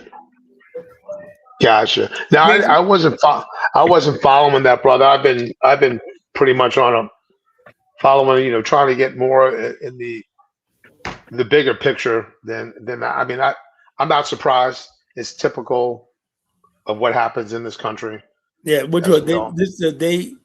The problem is this: these people or white people are using this whole thing of saying now that they should be able to say the N word to you as freedom of speech. Okay. And I'm saying to myself, first of all, that's not freedom of speech. Freedom of speech has to do with the government. Your right to express yourself, and the government take it away. Now, the same people, you ask them, remember a couple of months ago when Charlie Kirk was killed? Yeah. And people lost their jobs because they said, "I don't care about Charlie Kirk." They went after them. Exactly. But yet, when it comes down to this, now George Floyd's anniversary, and I'm no fan of George Floyd, but they're going around TikTok talking about congratulations, George Floyd, 6 years sober. Oh wow. So they could do it, and that's covered freedom of speech. But we do it, Charlie Kirk. Oh man, it's all hell breaking loose. But that's why I said this is what I'm saying. You have a two-tier justice system in this country, right? And if this sticks, that means that forever, white people can get away with shit saying us. We can't do it to them, right? So basically, America, as people thought it was over with. Yep. And that gets back into what we talked about, doing things for ourselves. And like the one brother was talking about, and we've been talking about nation building for the longest time. And we all can see the total decline in America right now, the rise of China. And I think that as that day, and of course, we see a huge decline in the African American our whole entire culture has been completely eradicated through these drugs, through all this nonsense, and the distractions that we have right now that have distracted people from focusing on school. Like they don't want us to go to school. They don't want us to learn AI. They don't want us to learn trades and anything like that. And even for poor folk, I'm going to include even the poor white folk. What's their future? If you're poor in America, what is your future? Whether you're black or brown, it doesn't make a difference.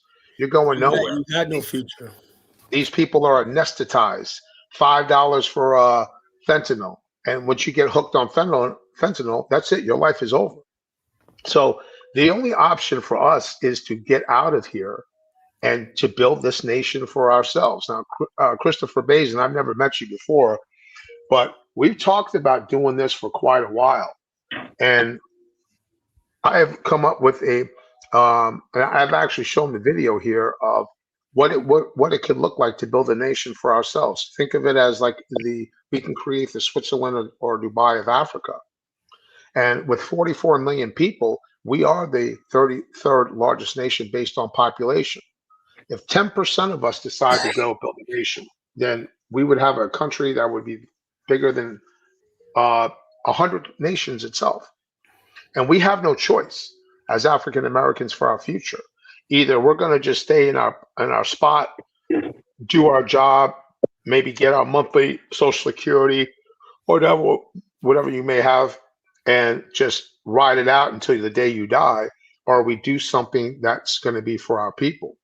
And I think that now we do have within our community the foundation to actually make a move. Now, most of the people don't have that ability because they're too far gone.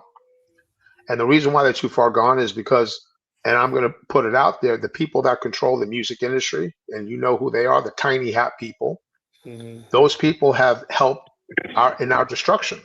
We're the only people on the world, on the earth, that rap about killing each other.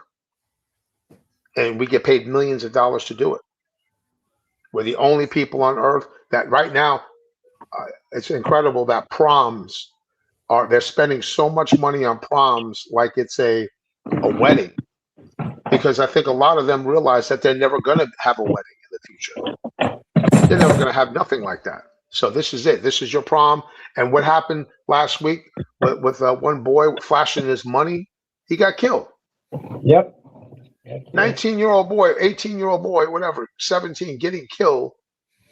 But wanting this to be like the best day of his life. There's my baby, and then what happened? Your baby's dead.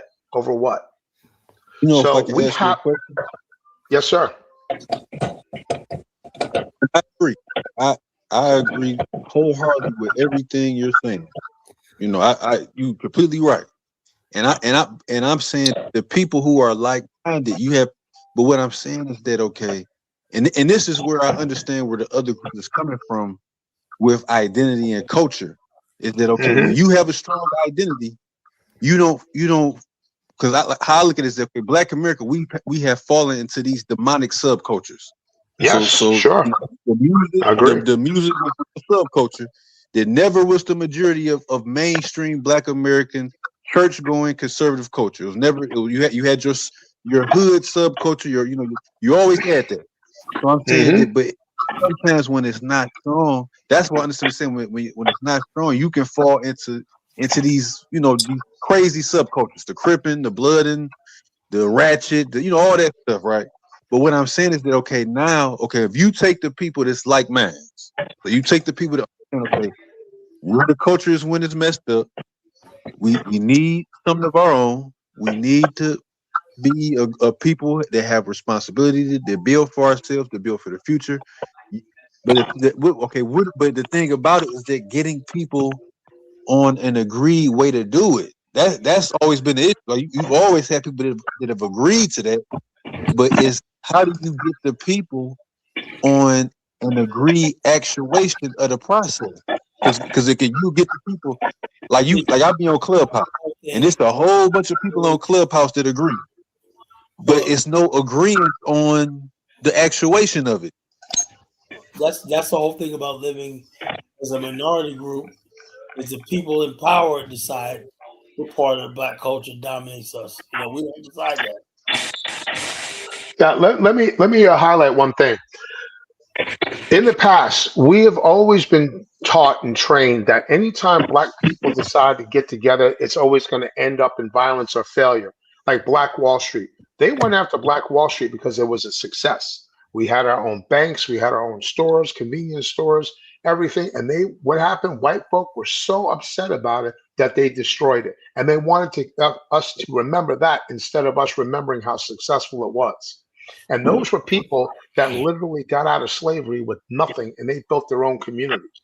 Then you've got, for instance, the Black Panther Party. Black Panther Party ended up in destruction, but the Black Panther Party started the breakfast program, which the United States of America took and adopted. And why did they go after the Black Panther Party? Because it was successful. You look at even with Marcus Garvey. Marcus Garvey with the UNIA had almost 6 million people that were joined throughout the world, and eventually it collapsed. They caught him up and whatever, and that's what they want. They want us to remember all of those opportunities where we tried to do something for ourselves as a failure when it was a success. It failed because we were successful. And so now to answer your question about who's going to agree, it's going to be that first pioneer force, those group of individuals that are going to make that jump to become an independent nation itself. We don't have to beg all 44 million people. As far as I'm concerned, 1% of the people would be fine. 99%, you don't even need to come. I'm not begging nobody to do anything. And that's the part we have to where we have to separate ourselves from. Okay, who is that group of African Americans that are in that like mind that want to build a nation that is clean and safe? I lived in Singapore for 7 years. Cleanest, safest place in the world. Singapore is only 20 miles long by 15 miles wide. That's it. Orange County, Florida is bigger than the entire country of Singapore. So we don't need that much space. And in Singapore, that has a population of almost 6 million people. Dubai, same thing with Dubai. Small country, it has 9 million people, but only 2 million of it are the true Emiratis. And within the last 30 years, they went from snakes and scorpions and desert to a beautiful place. So with modern technology and those like-minded individuals, we just got to tell people, we're not begging everyone. Let's just go on our own. Once we start building things for ourselves, and Kayla knows that I've always talked about going back to the continent of Africa. That's where we need to do it. We have a right to acquire land for ourselves, for those African Americans who wish to go. There's nothing wrong with getting 100 miles by 100 miles, 100 mile by 100 mile square of land in the continent for ourselves. We do not need anyone else to help us out. I agree with that. Yeah, we have that. What I was saying is that I'm already past trying to get 40 million people. I'm saying, say for instance, you was able to get we'll say a good number. Say you was able to get 4 million. Just say you was able to get 4 million. Say if we're able to get 100,000. Okay, 100,000. Okay, say you can get 100,000. Now that's real easy. That's easier to put. But I'm saying, okay, but what's the actual what actuation are you going to go with? Because what I'm saying is that, okay, with 100,000 people, right? Mm-hmm. Now we're going to have a shared purpose, shared standards, and I'm saying that what actuation, because it's like now it's hard to agree on anything at this point. That's why it has to be done with like-minded people initially, and the like-minded people have to form the cores. And for one thing we have to get out of our mind is this idea of a democracy. We're way off from that. What we need is something like a Singapore-style government. Lee Kuan Yew said, Brother Head, I don't know if you ever seen the speech what he said, right? Dark Beagle, he discovered Lee Kuan Yew, and he's like, "Oh my God, that's what we need." He discovered Lee Kuan Yew now. Get this, Lee Kuan Yew said, "The first generation." He says, "I was a 42-year-old young lawyer. I was given a nation because Malaysia didn't want part of us. The British failed. They had to rebuild. So we had these people. 80% of them were illiterate. They were like smart, everything." He said, "I didn't know what to do." Right? He said, but he knew one thing. He had to bring in a team of rivals and a team of the best of the best. Right? Also, what he said nationhood is assuming nationhood. That means somebody who knows police work, you assume police work to be the best ability. You know firework, you assume firework. You assume paramedic, and you come up with the laws, the rules, and stuff like that. Whether it's carpentry, whatever it is, every part of building, you get those top people together that know everything, right? And then basically from education to everything down, legal systems, government, stuff like that, trade, all stuff like that, right? Hey, Kayla, real quick, give me a sec. I'm going to jump back in real quick. I'm going to come back. Give me a few minutes, and I'm going to jump back in on this. And Morris, Mr. Morris, and I'm going to show you a video, give you an idea of what can be done. And I'll have, hopefully, Kayla, you can, I'll share my screen and you can play it. And we'll go over that. And I'll give you an idea. I'll let you see physically what those of us who are going to do this are going to accomplish. And we don't need anyone else to help us. So give me about 10 minutes and I'll be right back with you guys. Okay. All right. All right. All right. All right. All right. So back what I was saying, Mr. Morris. So what he did was he has a team of people, experts, lawyers like him, right? Right. And he said, look, he says culturally on the onset, who's going to be the problem? Now, Lee Kuan Yew was ethnically Chinese. He said the problem is going to come from the Chinese community. He said the Chinese people are going to use tribalism, their language to circumvent the law. They got this thing where, they use the triads, and all that stuff like that. So he knew the Chinese mindset. They know how to, they know how to weigh things out and stuff like that, so they could get what they want to do. So what he did was he said, okay, the first generation, right? They made the decisions and everything. They came up with a comprehensive plan to lift Singapore out of poverty, right? Extract poverty, housing, stuff like that. Then after 20 years, he said he did a thing called we gave feedback. And all of a sudden, when he did the feedback, right, they said, this is the law, this is what we do. We'll see what people think. The feedback came out not favorably. You know what he said? You guys, he told the government, you guys got to do a better job at convincing them what we're doing right. And he was right. They stayed on that same path because the average person could not see. They didn't have knowledge, you know? You cannot build a nation because everybody coming over there. There got to be that pioneering force. That people with the vision. When you have that group of people there with the vision and everything like that, then the average person could come and fit right in. You know what they want. You know what they need. The problem in the black community is we want to build, how are we going to do this? It's simple. Not everybody, the country is not going to, the Afghanistan is not going to be, I call it the Afghanistan. Dave calls something else. The Afghanistan is not going to be for everybody initially.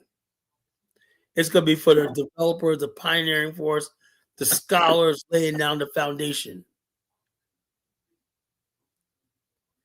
Once the foundation is laid down and whatnot, then people should be allowed to come in on a case-by-case basis, And then after a while, you loosen it up and be more liberal on who you let in. You understand what I just said, Chris? Yeah, of course. And people got to look at it like this as well. There are many small cities in America. Just look at your neighborhood. You can look at a small town, Memphis or Gary, whatever, Indiana.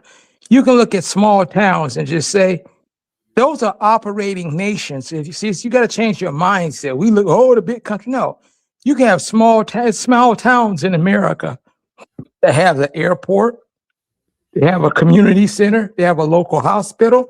Right. They have all the little basics that you need. It's only like a 20,000 population.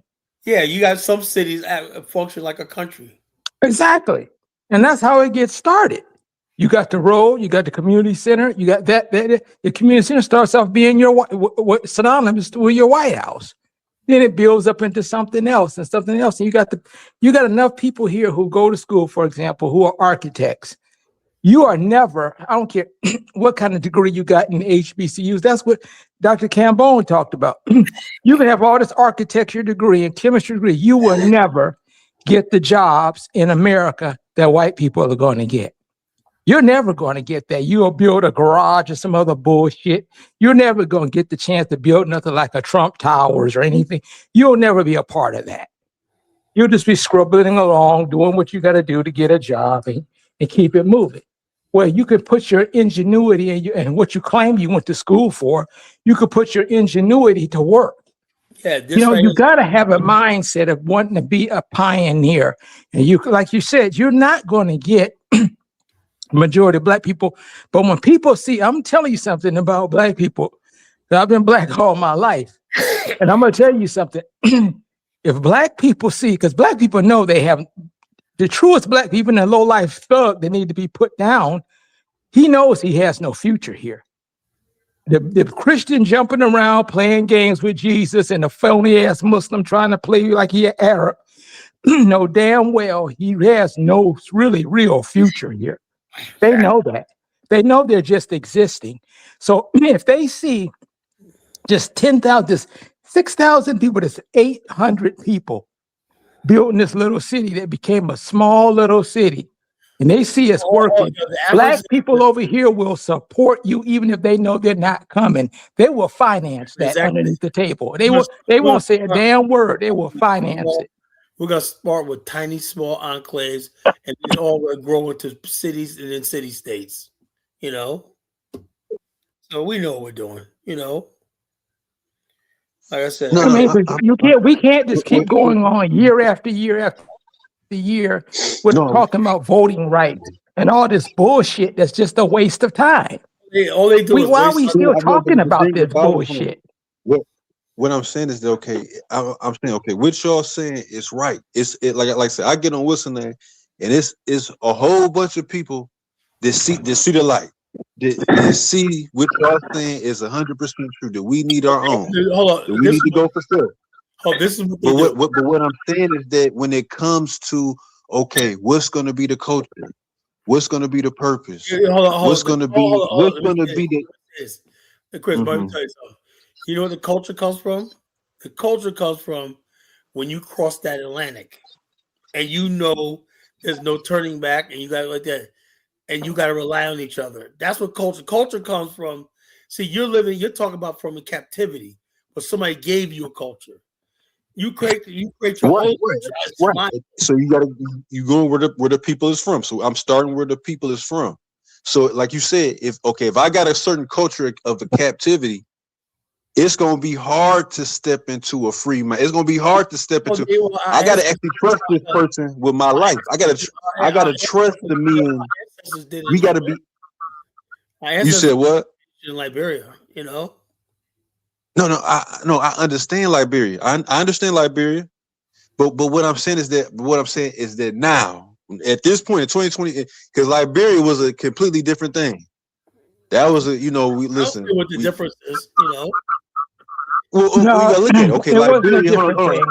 It wasn't a different thing at all. The people who got on that boat, who made the decision that they was not going back, regardless if the natives killed them, and some of them did get killed. They made that decision. They weren't going back. What I'm saying is that they got on the boat. We get on this boat. We're going over here in the thing. I'm saying that it wasn't you didn't. It was the culture, like you had the Christian faith. You know, you had a certain thing that was in place.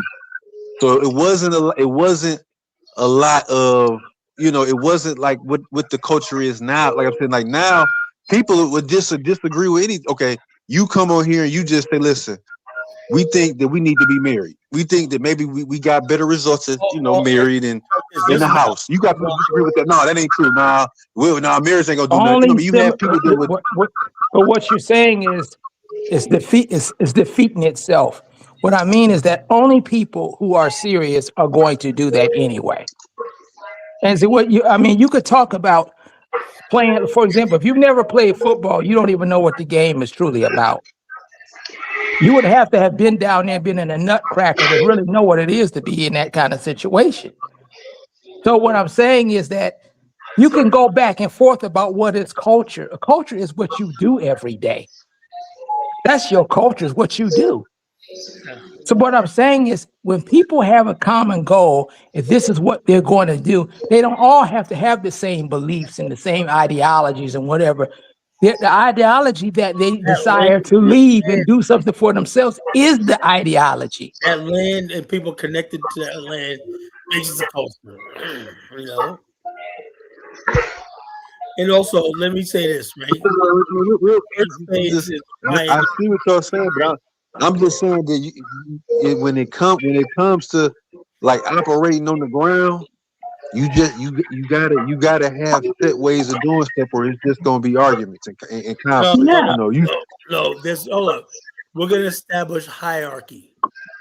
You know, we're gonna establish hierarchy, and it's one thing Black people have never done in America, right?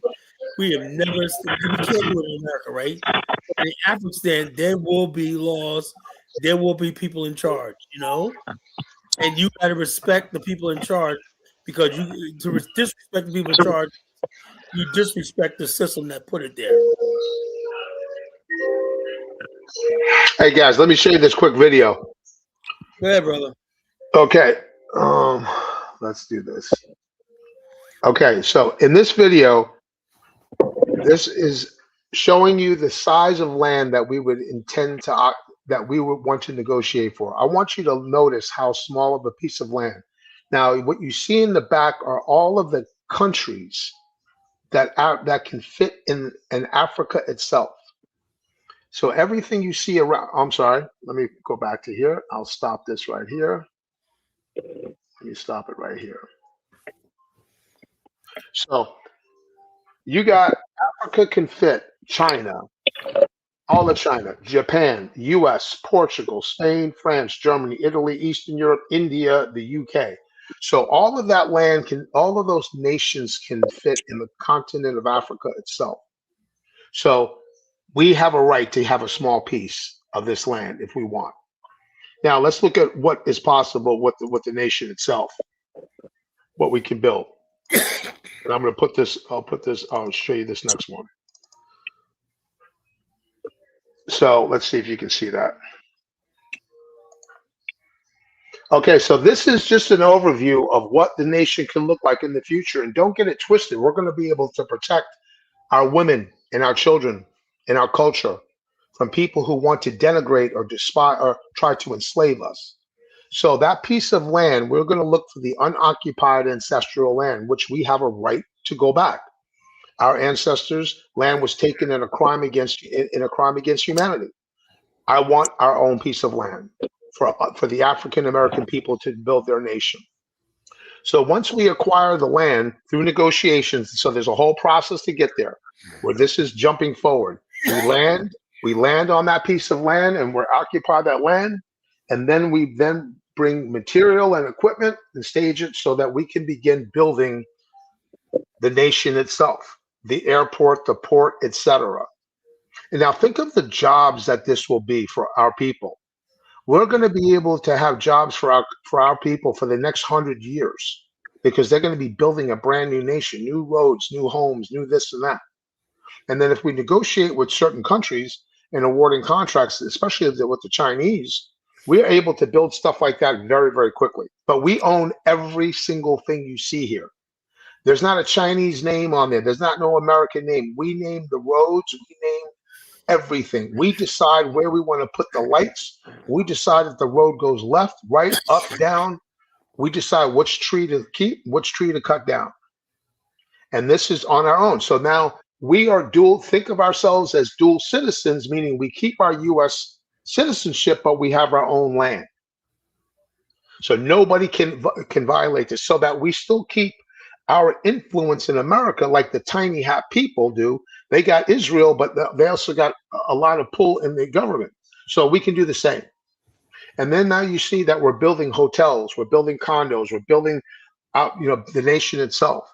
And now we start to bring in immigration to the country of those like-minded individuals. So if you are a person who's a dumbass, you're not going to get access to coming to the nation. You're going to have to keep your black ass in America. Medical facilities. We can build, and we will build the best medical facilities. We're going to be able to generate our own power. We'll go nuclear power, solar, wind, all of that. Hydrothermals if we need to. Build our own data centers, our own AI. We can get open source AI. We don't need anyone right now. You don't need open AI. The open source models are great and they're way cheaper right this second. And then this is the kind of neighborhoods that we would like to build for ourselves. Beautiful schools. Think of this as being safe and clean. Our women can walk down the streets in the middle of the night and nobody worry about being raped, killed, pillaged, burned, and any of that type of stuff. Because we're going to live like we used to live back in the day, where we had respect for our elders. We had respect for our community. And those people in this new nation, if they act up and they can't act right, they want to bring the Negro mentality from America, will deport their asses right back to America. Or execute them right there. Here we are growing our own food. We can grow our own food. And so we're not being, killed by the foods that we're eating right now. So we control our own agriculture. And this is in the vision of the future. So for us, it's going to be more of a construction site, but for our future generations, this is what we can leave them. That's what we can leave. And nobody can tell me we can't do this. I know for sure we can. If the Malaysians can do it, if the Singaporeans can do it, if the people in Dubai can do it, we damn well can do it, because we've already built a country, and that's called America. We already built one. And that's what we're talking about doing. Just like that. That's our future. And we name everything. We own everything. Nobody can own. If you're not an African American citizen, you can't own shit. Exactly. You won't get nothing. I don't care who comes in. Mr. Goldberg and this, hold on, wait a second. You guys got to be kumbaya. You should let everybody in. Nope, this is for us and us alone. You have your countries and we can't own anything in your country. We can have our own, and you don't, and you're not going to own anything in ours. Plain and simple. We'll even make our own Chinese restaurants, our own Indian food, everything on our own. And that's what can be built. Okay? This is no joke, guys. I'm not playing games with this. I know we can do it. I've lived 11 years outside of America. I've seen it happen in front of my own eyes. And now with today's technology, we can make this even faster. Faster. And immediately, the land that we get, this land right here, once we start building on it, the value of it goes up immediately. So the faster we clear the land out, the faster the value goes up, the faster the property, and that we control. And imagine if we will create the independent nation on the continent of our ancestors. We have a right. African American people have fought and died in every single war in the world for the rights of other people to have their own sovereignty. So we have our rights too. And we're talking about building a nation where our kids can go to school, they can learn multiple languages, they can play their sports, they don't have to worry about getting killed and this and that, all that nonsense. And they're going to learn how to read and write specifically, learn their math and their science. In the Chinese schools, they have books for babies on quantum mechanics and physics, learning math. They don't have TikTok like in America, and we're going to ban that shit too in this nation. We're not going to allow our kids to be infected with OnlyFans and all this other nonsense, degrading our society itself. And all those people who are rapping in the past, God help if Snoop Dogg lands there, or even Dre, I'm going to arrest them for crimes against the African American people. Of course. Absolutely. And they will be prosecuted and dealt with. Absolutely. All the way. Damn right they will. They're not going to And, be, no, we're and a not. lot of them, they won't, and make no mistake about it, a lot of them won't be coming back. Yeah. Yeah.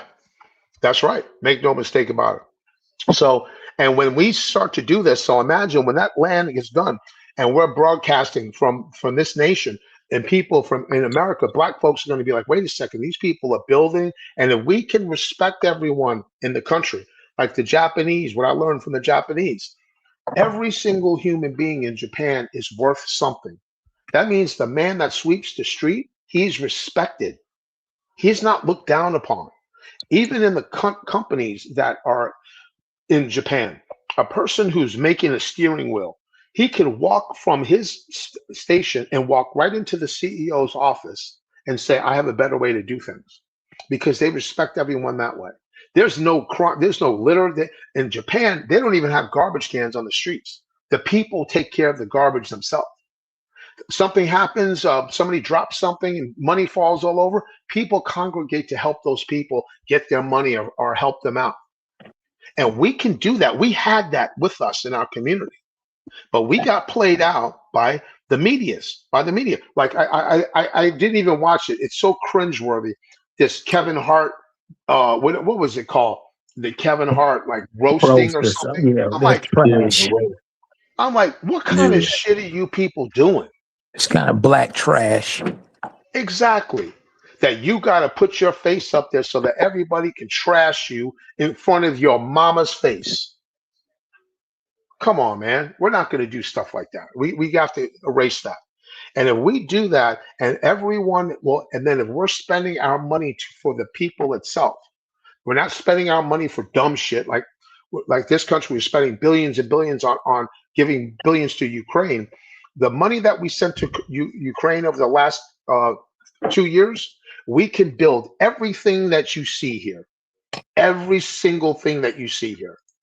Everything. The port, the airfield. We're talking about an airfield that is going to be the most modern in the world. We have to build the most modern airport in Africa, the most modern port in Africa, the most modern logistics facilities in Africa, the most modern plants in Africa for manufacturing. That's what we can do it. Because in our community, we have everybody. We got brothers that can fly to the goddamn moon and come back. So nobody can tell me we can't build a damn building. Yeah, well, we got Nobody all can. these farmers here who can't get jobs.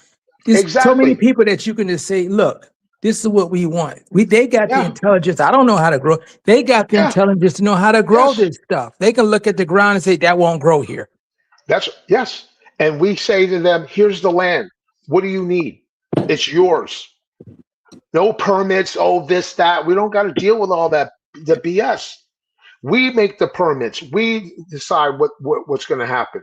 We don't have to sit there and go beg Whitey or anyone else on, okay, can we build this or build that? Oh, no, you can't, because this little bird is over there. You can't have this land over here. We are going to control everything ourselves. And we can, you're right, give all those farmers, go make whatever you need to make. What do you want? You want cows, goat, this, that, chickens, whatever. We do it ourselves. We feed ourselves, and we can easily feed ourselves. We got that in our genes. My grandmother made me pick a lot of cucumbers and beans and all that. So I was, man, come on. I already know about that. We just look around us and see the small cities right here in America that's burned Yes, out. That ain't them cities still have houses. They still have civic centers. They still have city halls. They still have the small airports.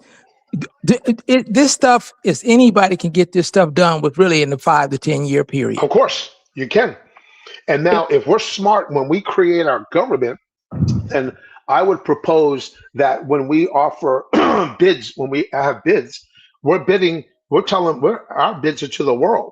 So American companies, it's like since we're going to have our own nation, we can look at American companies and say, put your bid in, good luck, because you got to compete against the French, the Chinese, the German, whoever. And the Chinese itself, right now, our best bet is the Chinese.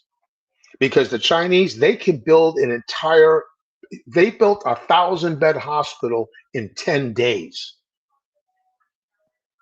A 1,000-bed hospital. They are building skyscrapers over there within a couple of months right now. Yeah. Their engineering capabilities, and then we can import that to the nation, and we learn all of those engineering techniques so that we then are building the next Yeah. buildings Yeah, well, you itself. can send them in there and they can, we can have the builders, they can have the engineers and tell you what you need to do and have your own engineers underneath them as understudies. And Yes. you can have your own people out there. Not that your people are not learning anything. You could have your own people out there digging the ditch. But They the are going to thing, dig the dish. Yeah. give these people something to do. These Yeah. black men need to get off their lazy asses and get something done for themselves. And all of those cranes that you see there, that's a black man running the crane. That's a black man pumping the concrete. Black men, they can learn. We Chinese say that we have to build 100 buildings. Chinese come in, they build say 20 of them. Now, after that 20, we got the expertise. We'll build the other 80 on our own. Exactly. And then now that 80 goes to 800 buildings. So that's how we can do it. And they will be more than happy to do it, especially if the Chinese will be more than happy to invest in an African American group of people that respect themselves, have dignity, have dignity, honor, character, that want to take care of their children, that don't want to bring in this hoochie mama, all this other nonsense, thug life into the nation itself. They want to do things. They want to make positive contributions to humanity. They'll be more than happy to support us. More than happy. And so then you won't have to worry about the black filth that you have, because one of the reasons why you have the black filth here is because those black filth know damn well that they're protected in this fucking system. Yes. That's why they do the shit that they do. They know that, as Neely Fuller said, they know that we can't punish them. They are well aware of that. That's you right. wouldn't have Snoop Dogg, and none people wouldn't even exist if he knew that his head would be on a platter in the morning. He wouldn't. None of that stuff would be going on. They do it because they could turn around like 50 Cent. He could turn around and do all that bullshit, then turn around and be a Republican and abandon black people and really make a fool out of them. Yes, absolutely, 100%. So as people can see here, yes, we can do anything. You put a brother in a crane like that, them brothers would be swinging that stuff around and drop it like drop it so smooth it wouldn't even be funny. And we're talking about in the latest, greatest designs. We are going to leapfrog the technological leapfrog, the environmental leapfrog. We're going to make. We're going to once we build this, we're building this with the 21st century technology.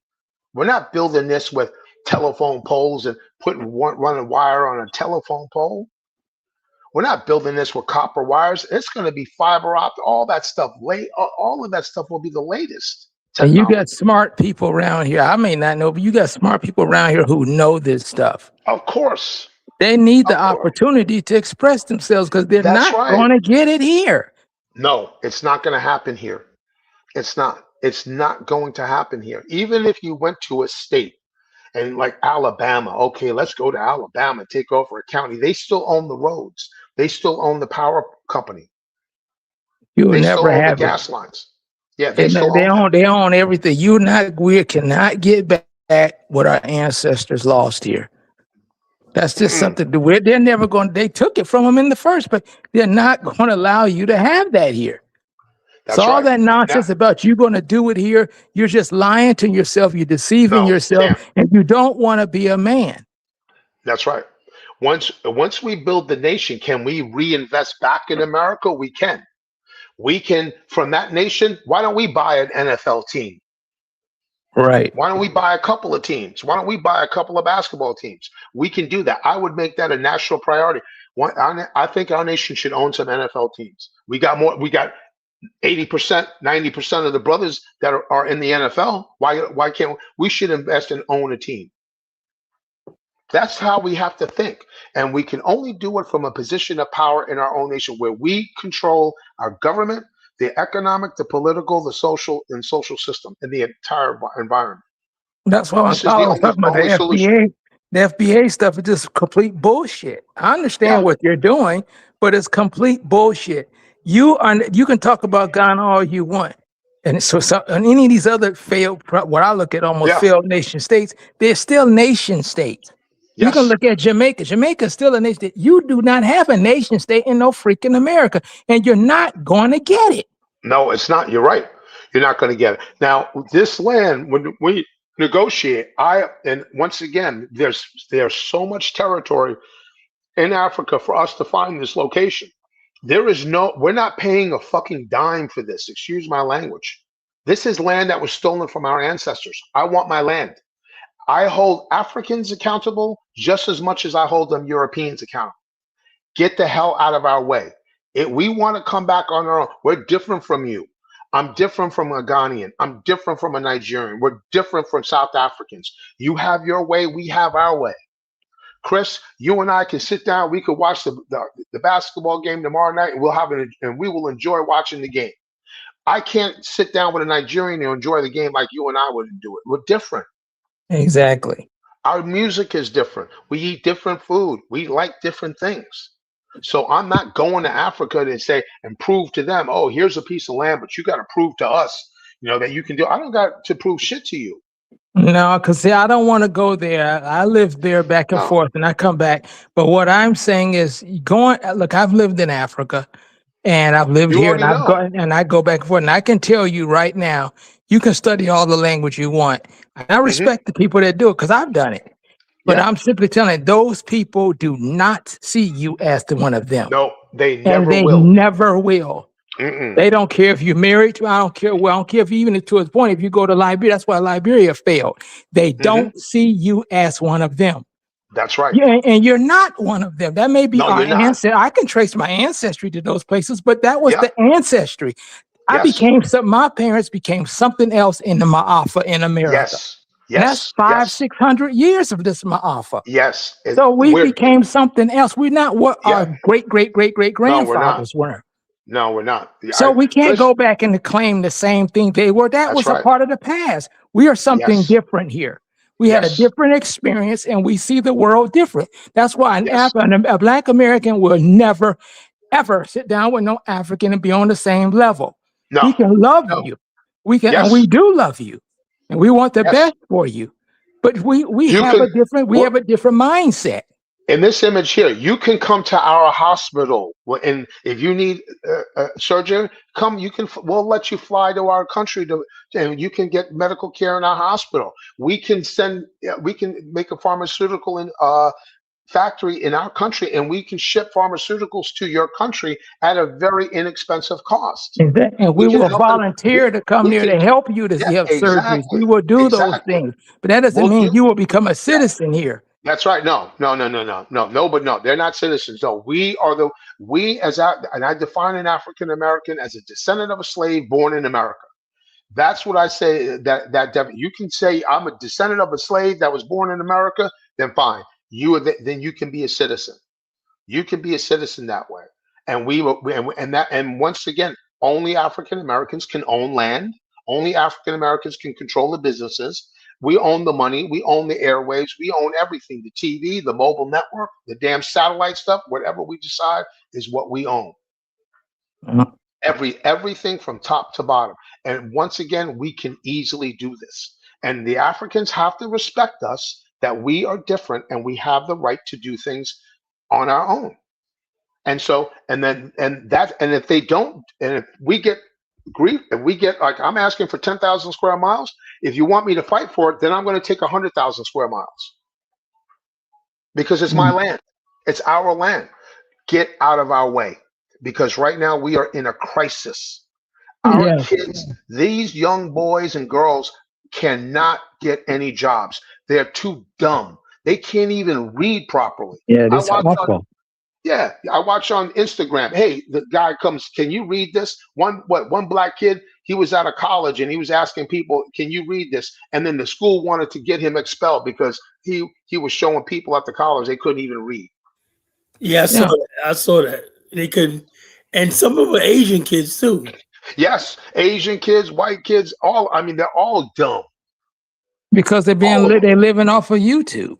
They're living Exactly. off of the TikTok and playing games, and everybody want to be a freaking entertainer and a YouTube star. No one wants to Precisely. read a freaking book. Yes, exactly. So, Chris, you understand since you lived in Africa, and I served in Mogadishu.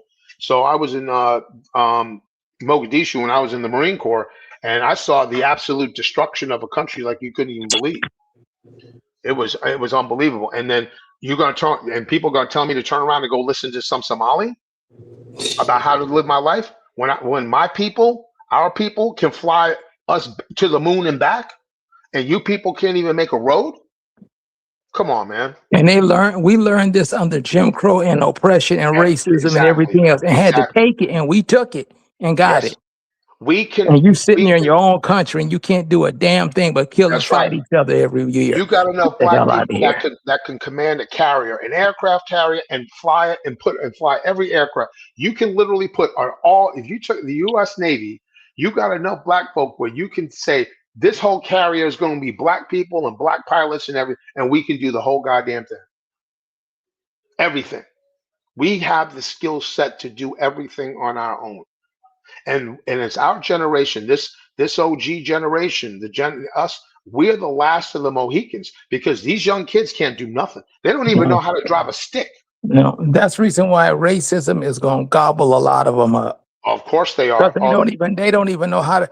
Colleges got through talking about anybody walking around here as a black child. Now we've had all the best scholars from Francis Cresswell to Ameswood. Anybody with a little bit of common sense know that no black child should be walking around here with a fucking gun, knife, almost a No, penknife in their damn pocket. right? You are opening yourself up to be killed Or thrown in prison. or thrown in prison. That's right. And what they've done with the prison system is they made it so easy for them to live in prison now. Yeah. That they can't, when they come out to the real world, they can't come back into society. What job are you going to get after being an ex-con for robbery or rape or murder? What job are you going to get? You ain't getting no job. And they got nothing in there but sexual perverts in them damn prisons. Precisely. That's all. You back in the day, you had people go to jail. You get people come out now. Them men sodomite. They're doing all kind of trashy ass, the pervert type behavior. They're turning people out like savages in them places. That's just like you said, savages. And so, in that business, so they make $50 billion a year just off of black people alone being in prison. If you took $50 billion right there, that scene that you see of that hospital, that we can create the most modern hospital. We're talking every MRI machine, every blood testing, you name whatever you think of, the best of the best dentistry, best of the best, $2 billion. $2 billion, Chris. So we spend $50 billion a year on incarcerating dumbasses. You take $2 billion of that, you got yourself one of the most modern medical facilities on the planet Earth. And you can work with the HBCUs. Look, you get people coming out of there, doctors. You can come up to your residency over here. Yes. We need you to do this. You can write the books. Look, a lot of the damn books, we just copy the damn shit, the book right from here. Take them up. No, we don't need. You're right. We don't need to reinvent the wheel. We'll have AI. No. We tell you exactly. You take the same damn thing that's already there. We're going to have AI. We can, even with the Chinese. Hey, we want some robot. This like right now in the medical facilities in China, you literally there's Americans going over there to do medical stuff for like $100 in the day, all full blood tests, this, that, screening, you name it, all that kind of stuff, and it's done like immediately. No, there's all that great new technology where we'll be able to keep our people way healthier and very easy, and they're not going to have to worry about, okay, I'm going to go bankrupt just because I want to stay alive. No, we'll take care of that. That's going to be easy to do in the future, especially with the new technologies that are coming out and stuff like that. AI is better than a lot of doctors right now in analyzing, for instance, X-rays and MRI imaging. We can take advantage of that. Like you said, no reinventing the wheel. Yeah, we have enough smart people. See, the problem is that reason why people get caught up in the fear is because We've been under the we're like caged animal. We don't know anything outside of the cage. Yeah. So you just step outside the cage, huh? We Yeah. just go paranoid Yes. because we've been like caged birds, and there's nothing wrong with a caged bird wanting to fly. That's right. Yeah. Everyone else has the right to sigh into the spacious sky of freedom, but not us. We got more people than the whole country of Australia. You heard of the country of Australia? Yeah, There's only 20 million people over there. We got double the size of them. You heard of the country Israel? Well, we're exactly. 5 times. We are 6 times the size of them. And we have the resources. I don't That's right. see. The point is, when people see that something as small as a 6,000 city, person city, I don't care what anyone say. Even the black people who will never admit it, and we don't need them to admit it, they will finance that. Of course. Because they'll sit back. See, people don't. Sometimes you may talk about entertainers, but Denzel Washington, for example, is giving millions of dollars. This for Ghana, this for toilets and things like that. There are people out there who will give ultimate. Even the average working black person, they give you $10 a month for that shit Uh, because they and, believe and they said, "And those guys are doing it." mhm. And the way that's going to happen through self-reparations. We're a $1.5 trillion economy. We don't need to beg anybody for reparation. You get your check every single month.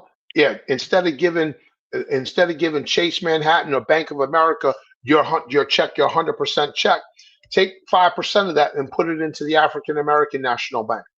We Right. take that money, we go buy gold. Now we have gold backing our African American dollar. We do that. Now we have a physical, tangible asset. Now, based off of those gold reserves that we have, or whatever reserves, metal, any metal, silver, whatever it may be. Now, China will come through and say, okay, fine, we'll go ahead and do this. And then once they'll come in, and then they will sit there and say, okay, well, we'll do this part because we got money. We're backed by gold. If you take the African American people alone, self-reparations alone, we can take care of it. Now, of course, since we're going to have influence in American politics, then we're going to tell those people running for Congress, Mr. Smith and Quanell or whoever it is, when your ass gets into Congress, you're going to make sure you're going to put that $200 billion appropriations bill for the African American nation. Yep.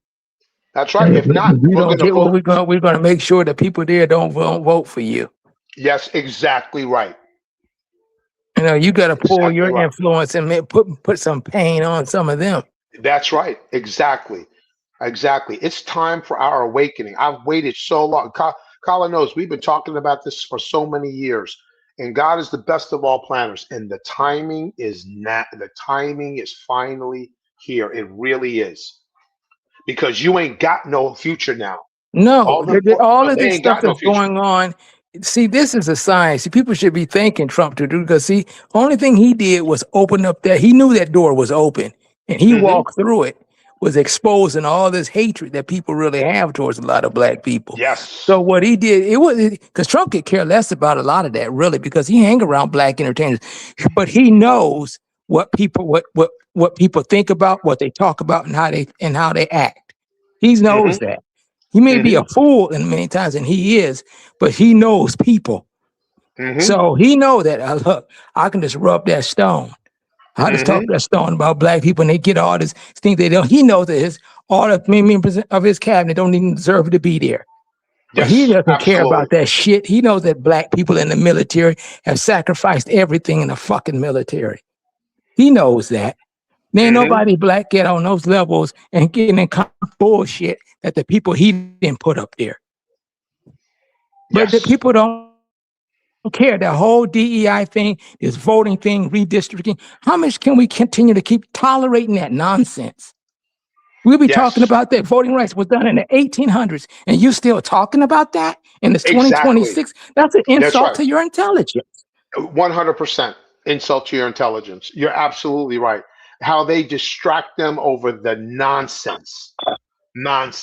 And when black people are killing black people, you don't hear a word about it. Not a damn word.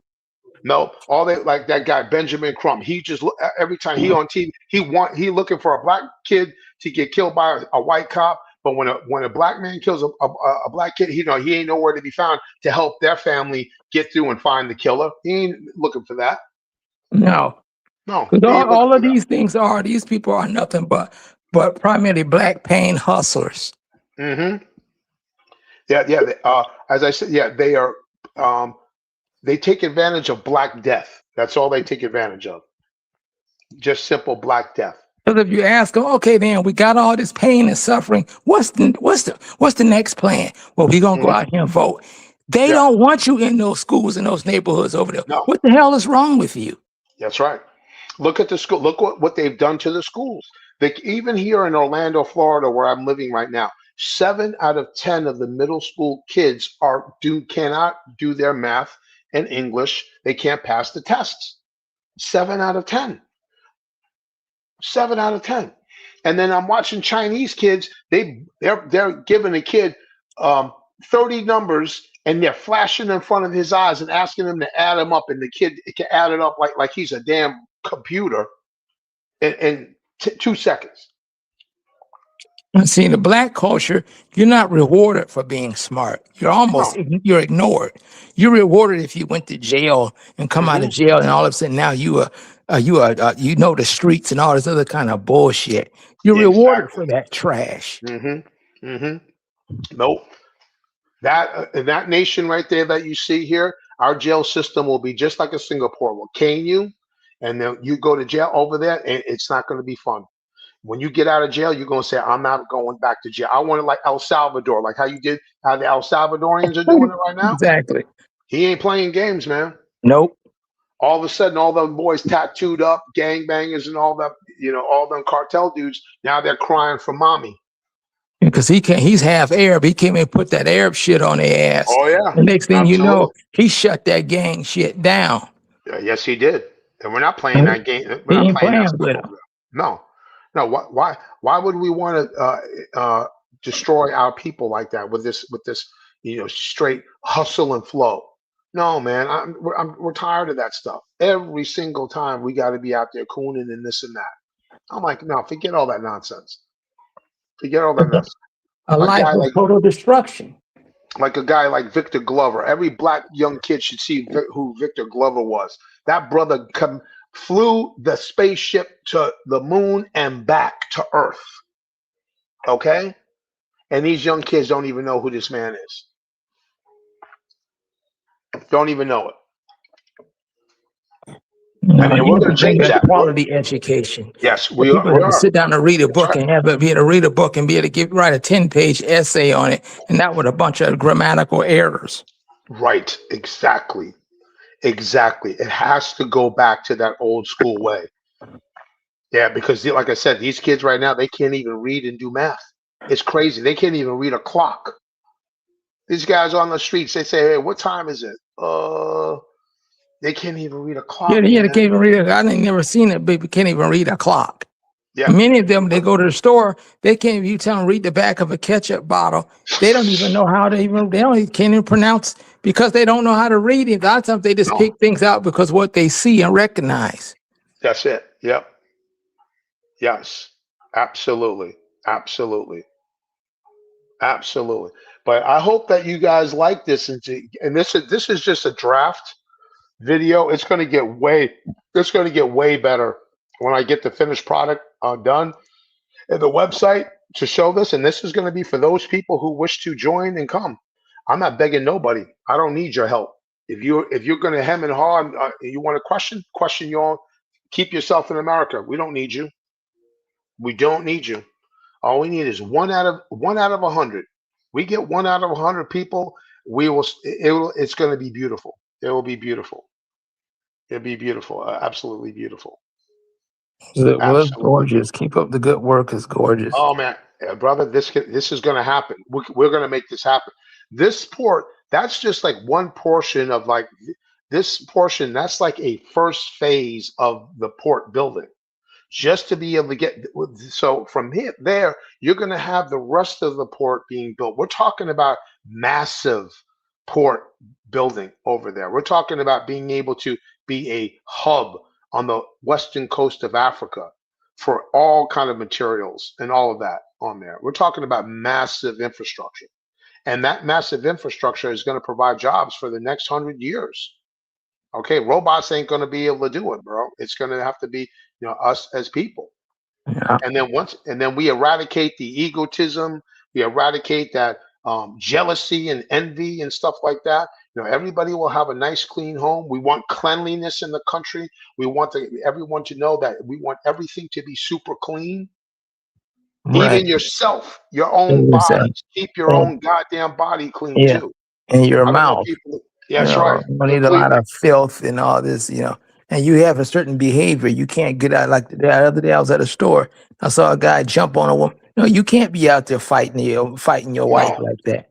Your ass will be up in that damn jail. As a matter of fact, if you get out there and be screaming loud, you have ordinances that allow talking like that to get you 6 months in the yeah, pen. yeah. I'm telling you, yes. You have to Yes, have we a can. certain behavior that you're not going to tolerate. No, absolutely. Go to our jail, and then once you're done with your sentence, we're going to deport your black ass back to America, Yeah. and you can't come back. Or if you And you can't can't get come. deported, you may end up behind the Yeah, damn jail in the ground. yeah, you could be if you kill someone. Absolutely. But you imagine that? Yet we're deporting you back to D.C. We're going to deport you back to Baltimore or New York. What? I got to go back. Yep, you got to go back there and live the rest of your life around a bunch of. Come on, man. No, this has to be done, and it will be done. We have what it takes to do it. I have absolute confidence in Black us as kids African have no American people. future without it. If Yeah, I if have we're not absolute. interested in doing this, we could just kiss your kid's future or Oh no, relatives' no, it's futures over. goodbye. It's over. Because you got a state where people don't even know a different man and all this kind of nonsense going on. And the level of Hmm. violence in these black communities is just, I mean, we can talk about the brother that unfortunately got killed, but it's black kids killing each other like dogs in the street. We can't just Yes, really they talk are. about one person and all the Hmm. black men killing women over here. It's just like it's the wild, wild west in some of these black communities.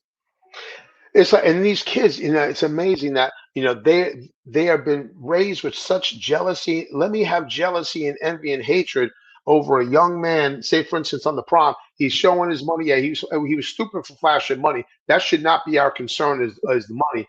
But just why not be happy for him that he's having a nice day? Right, Rather than hating on it, and now let me go kill him for him having a nice day. right. That's crazy, man. That's That's so crazy. crazy. And we have to eradicate that from our that and that will be eradicated in the land of that we're going to build this nation. Why be envious? How many pairs of shoes can you have? So what? You want to wear Gucci? Great. I'm happy for you. And that Okay. kind of violence where young men can chase down a Fulio and I mean, he could lay in wait and even the stuff that he Yes. was doing. But I mean, it's just that kind of level of ignorance where you Yes. could just lay in Absolutely. wait and just lay down another human being and just, "Oh, okay, I go on with my life." You Yes. No. know, No, man, that's not going to happen. That's not going to happen in this nation. We want people to be happy, and I'm telling you, living overseas and seeing some of those nations develop, I saw how happy people were to spend time with their families. Yeah, you got people who got some money, but great, but everyone else is still living in a nice place too.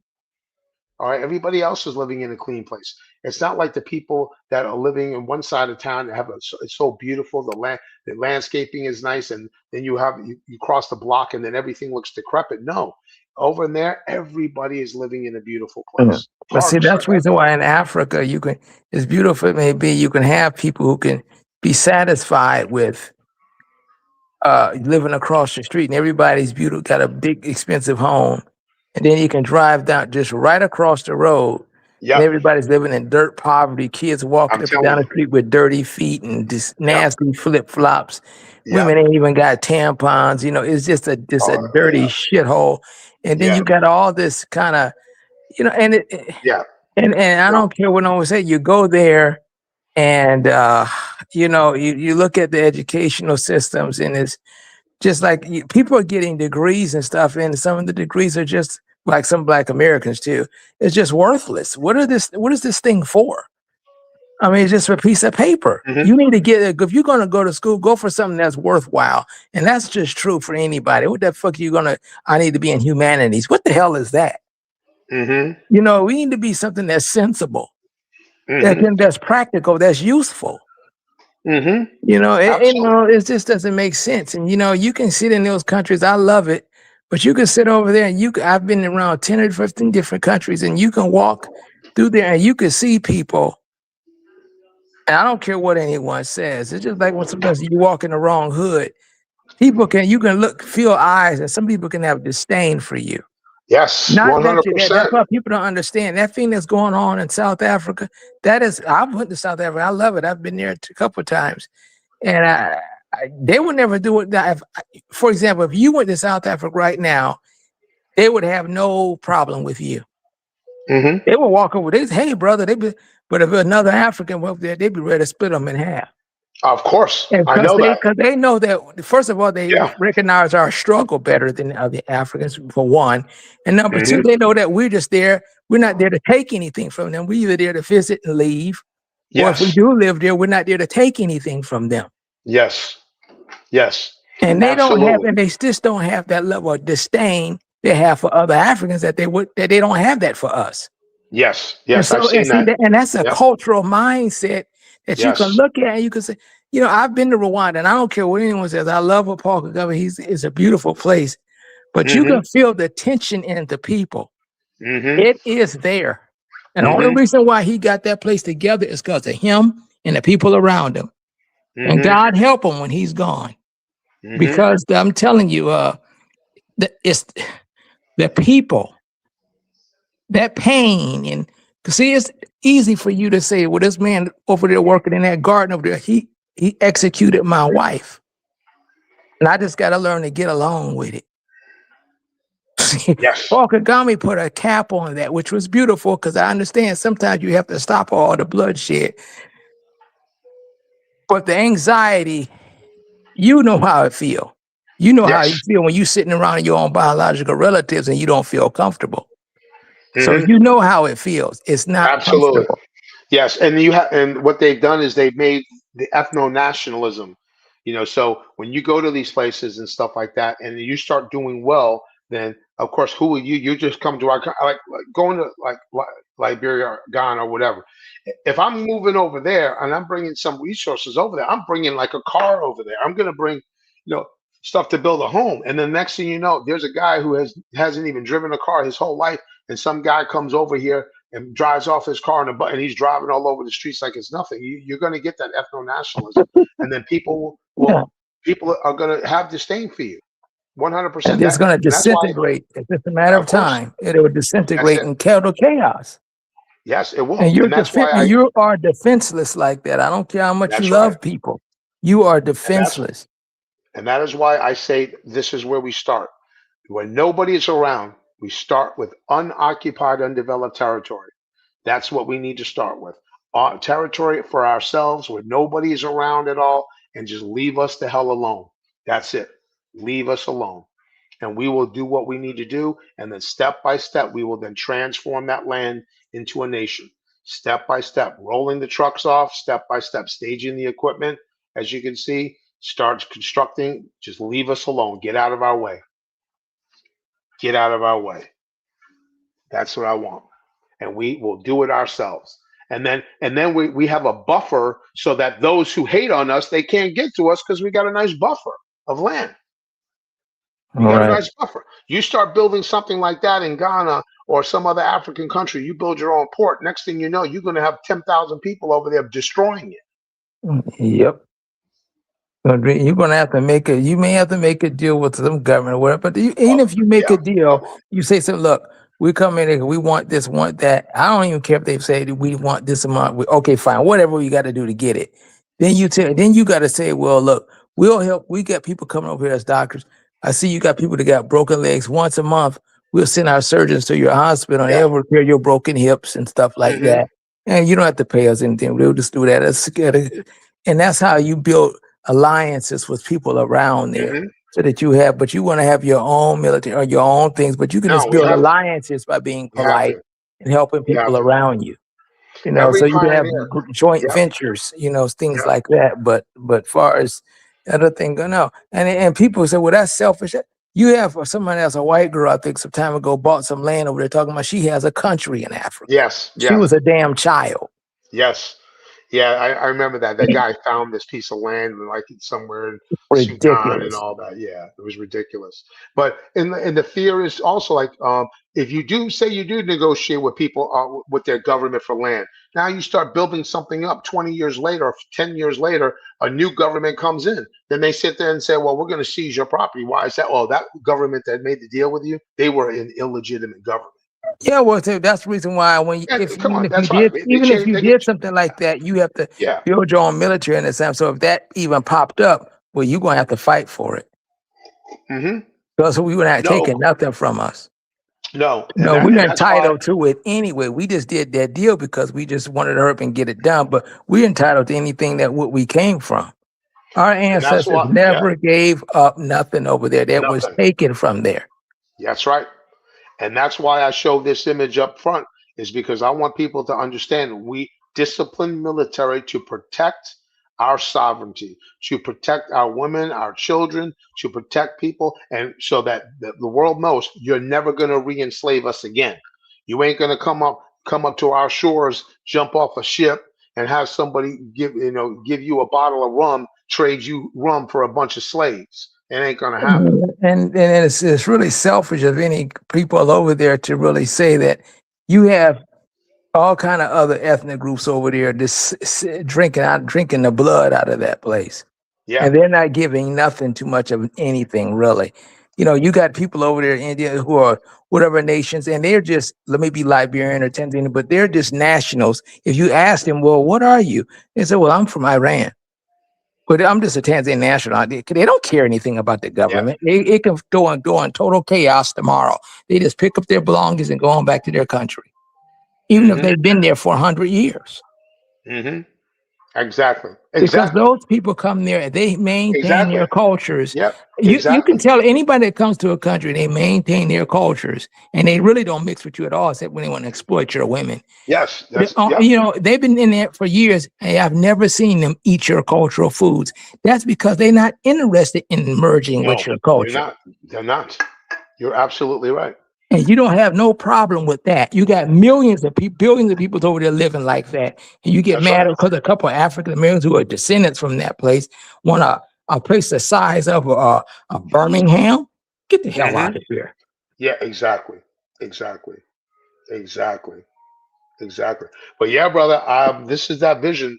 I know we can do it, and it'll be nice and safe. It'll be nice and clean. We'll have our own, and it'll just be nice. And we can still watch. We'll have satellite TV, so if you still want to watch the NBA game, you'll still be able to watch it too if you want to. Well, in due time, because your brothers, you're going to recruit them brothers, you're going to have your teams over there. Yeah, oh yeah. No, See, listen. one time, Let's pay them people don't well. even realize that one time during that mess that happened with Kaepernick and all this stuff with that Me Too movement, at one time, LeBron and them was talking about starting that African League over there. Mm, And what happened is that they gave up on that. yep, So sure. whatever, they chickened out on that stuff. But at one time, they were talking about that. And you got to remember during that time when they was talking about racism, let's end peace and let's have peace, and that was in the end zones and in the basketball courts and all that end racism. People weren't even going to those games because a lot of people was like, I don't want to see that crap. Yep, they didn't. And I'm I just thought a saying, lot. couldn't you see that? And once they That's right. gave up on that and went back to the hi-fi and the playing games and whatever, then them stands filled up. It wasn't COVID. It was Hmm. just because those people didn't want to see that shit and they hated it. Yep. Yep. Exactly. Exactly. We just have to Exactly. face it. We just have to face the music. We gave it a good try. Yep. But Yeah, our Chris, you ancestors gave it a good Chris, you try, see, but it makes a lot of sense though. You see how it can work? It makes a lot of sense, and we can easily do it. We can easily do it. Easily. This is going to be and now and what's your option? I mean, exactly. what? Yeah. What is your option? What do you have to lose? I'll tell you what you have to lose. You have to lose being pulled over by police every single day. You got diabetes to lose. You got stress to lose. You got the fact that you're going to lose rent in a home. You're not going to have Yeah. to rent, apartment. You're going to own your own home. What are you going to have to lose? You're going to lose being a dummy. because you're gonna now you're gonna learn how to read and write and all that. And most of all, you don't have to deal with Black Americans, whether in the Black race in general, whatever, but and particularly Black Americans, you was made the flow. See, what white people had to do is they had to justify the hate and the Hmm. racism and the pillage that they done to you for several Yes, hundred years. So exactly. you became the floor of the hierarchy. This girl did a really good job talking about it on a TikTok. The black race, in particular Black Americans, became the floor of Hmm. hatred around the world. Yes. They became the floor of hierarchy. So the Black person here is the belly of this snake beast. It's Hmm. the underbelly. They got to have someone on the bottom that everybody else can feel good about. It doesn't matter how successful you are here. The average Yes, person looks at absolutely. that and says, "Well, you just got it because somebody gave you something." You could sit in the same classroom and someone could still say, "Well, you got it out of affirmative action." What? Because Hmm. everyone has to diminish anything. Anybody Black does something wrong, the whole group is characterized, but everybody else is individualized. It's just a Hmm. constant. The young boy getting killed, and a constant. This stuff is exhausting. That's why a Hmm. lot of Black people are just kind of like with the whole Trump thing and the Republican and Democrats. People are not voting because they just don't care about politics. People have become exhausted. Yes, they have. They've exhausted with Hmm. this racial shit that we have to constantly deal with. And the Yeah, young people absolutely. they've zoned out and just said, "Man, fuck it." Yes, They've they just have, zoned out. and a lot of them are crashing out. They're Exactly. straight, and they're straight crashing out because they don't see any future. They have nothing, nothing ambitious to look forward to. They have no ambition. What ambition do Mhm. they have? And I mean, because right now the way it's locked down, if you want to build a business over here, you've got to go through so many background checks and all of this and all that. Like mom and pop stores back in the day in our neighborhoods, back in the 70s, 60s, and 70s, we had our own businesses. And you Now can you're have that. competing against. You got to compete against Target. You got to compete against Chick-fil-A. You got to Exactly. compete against everybody else. No. And we got to understand, Black people was never going to have the grocery store. And I was explaining this to a brother the other day, and I said, you see it in Africa. And they said, "Well, why is that?" And I said, because when the modern society comes in the 70s and 80s, we were never going to have grocery stores. And they said, "Well, why is that?" I said, because white people made sure that we had no access to certain things, such as we never produced Pringles. We Yeah. never produced Frito-Lay. No.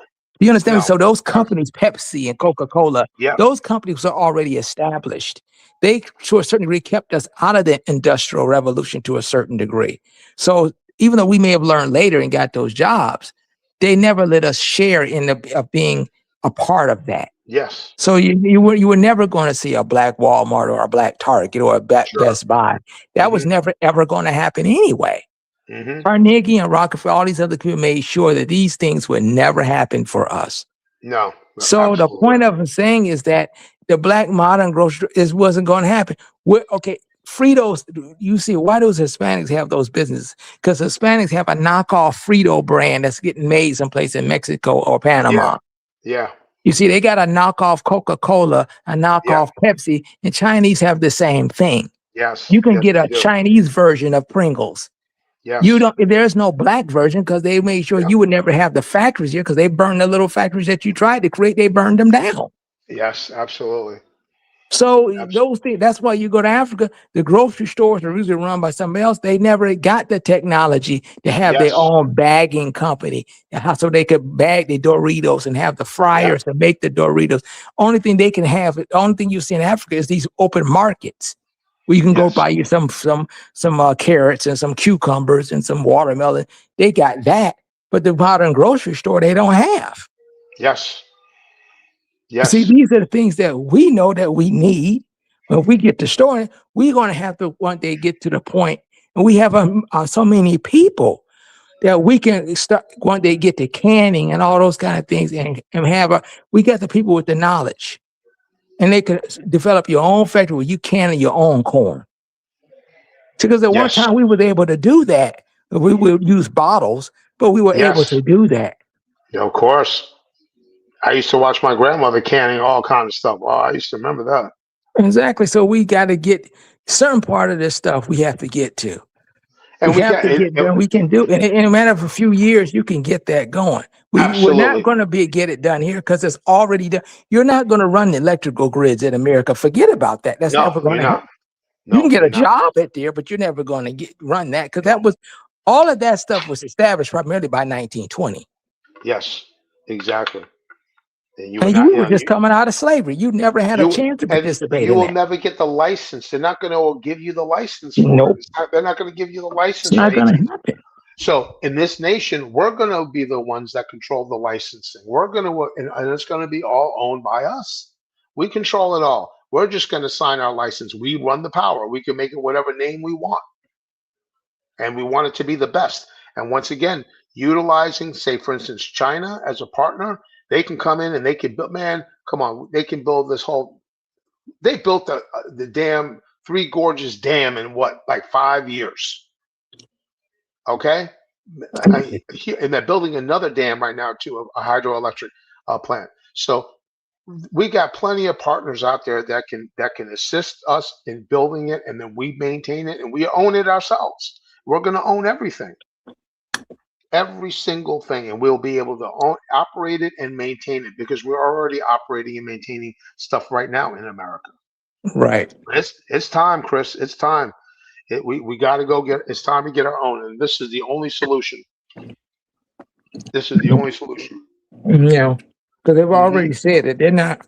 So you think this DEI thing is going to happen just now? You just wait till another 15 years from now. Yeah, It's right. going to be worse. Oh, yes, it will be. Yeah, So yes, it will be. Yes, it will be. Let's see. Hold on. This guy in African Freedom. I am watching the chat. The chat. I'm sorry, sir. Did you have? Is there a question up here that you wanted me to answer? And ZVY4. Are you calling me the fool that doesn't understand real black power, or what? Or who you calling a fool? If you calling me a fool, that's okay. I've been called worse. You can comment in the chat. I'll watch the chat because that's unimportant. Yeah, You yeah. know, I'm just checking. I'm just looking to see what people are saying here. Dark Migo, thank you so much. okay, What brother, it question? was good talking to you. I'm gonna get off now. Kyla, I don't know where's Kyla. Did he go to sleep? I don't know. Maybe he did. Okay. Yeah, but Chris, Chris. It's so refreshing to speak to someone who actually lived overseas. Yeah, I lived over there, and I still go back and forth. But like I said, I love it, and I will always do it anyway. Whether if this ever happened, I still would go back because it's therapy. I Yeah, think for a absolutely. black person to live in Africa, whether you have your own nationhood or not, that's why it's therapy. And I can see why people go back and forth. You know, they Yeah, may I live understand that. here for 8 months or 4 months or 6 months, and then they keep their place and they fly over there and just what even if they're not doing anything over there, trying to work an internet business or whatever, and then they come on back and do it. I understand it because it's a part of therapy. You almost need it to survive. It's a Agreed. part of your therapy, you know. Agreed. Well, listen, Chris. Listen, it was a pleasure talking to you, sir. I really enjoyed our conversation. I really did too, brother. And good luck, and hopefully we'll get together and Absolutely. That make was a some very, things that was happen. a very productive conversation. All right, Carla. Thank you so much, sir, and I hope you feel better, sir. No problem, man. Take care, Dave. All right, Okay. Carla, thank you. We'll holler. All right. Okay. And stay healthy. I'll holler at you later, Carla. Thanks. Okay, guys. All right. Bye-bye. Bye. All right, bye-bye. With that, if I need to say any more, you see now this momentum is growing. It started right there on the show of an idea. And this show right here is where the black nationals converge to form a new future. We only gonna do this for ourselves. Nobody's thinking about us. Donald Trump's not thinking about us. The Congressional Black Caucus is not thinking about us. We gotta think about ourselves. And we are on the right track. We can do this. So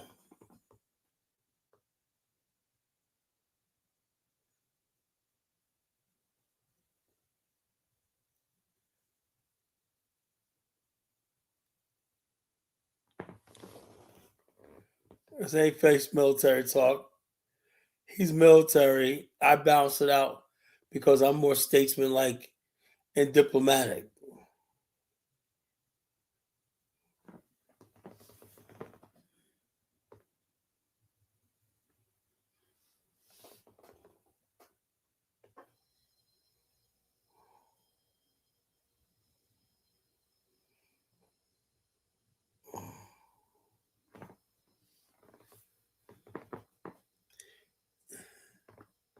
Thank you, Frenchie.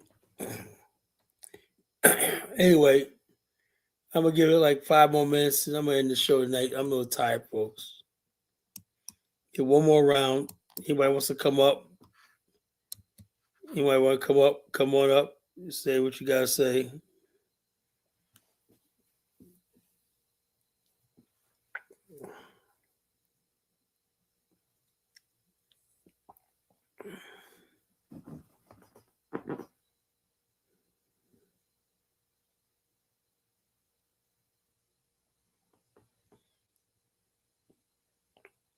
Elvis, man, we don't care about this country no more.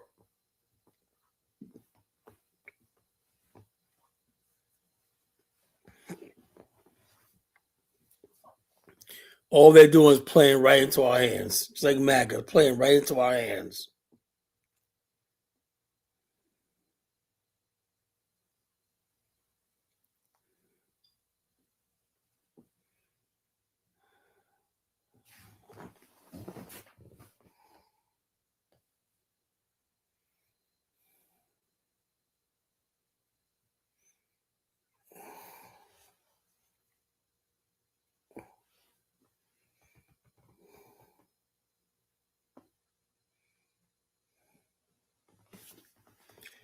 That being said, folks, I'm gonna go ahead and end the show.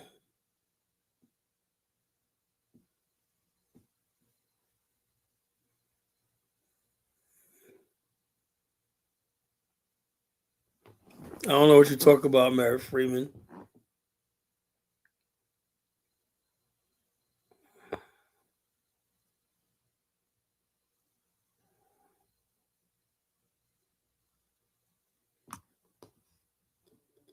Yes, I am tired.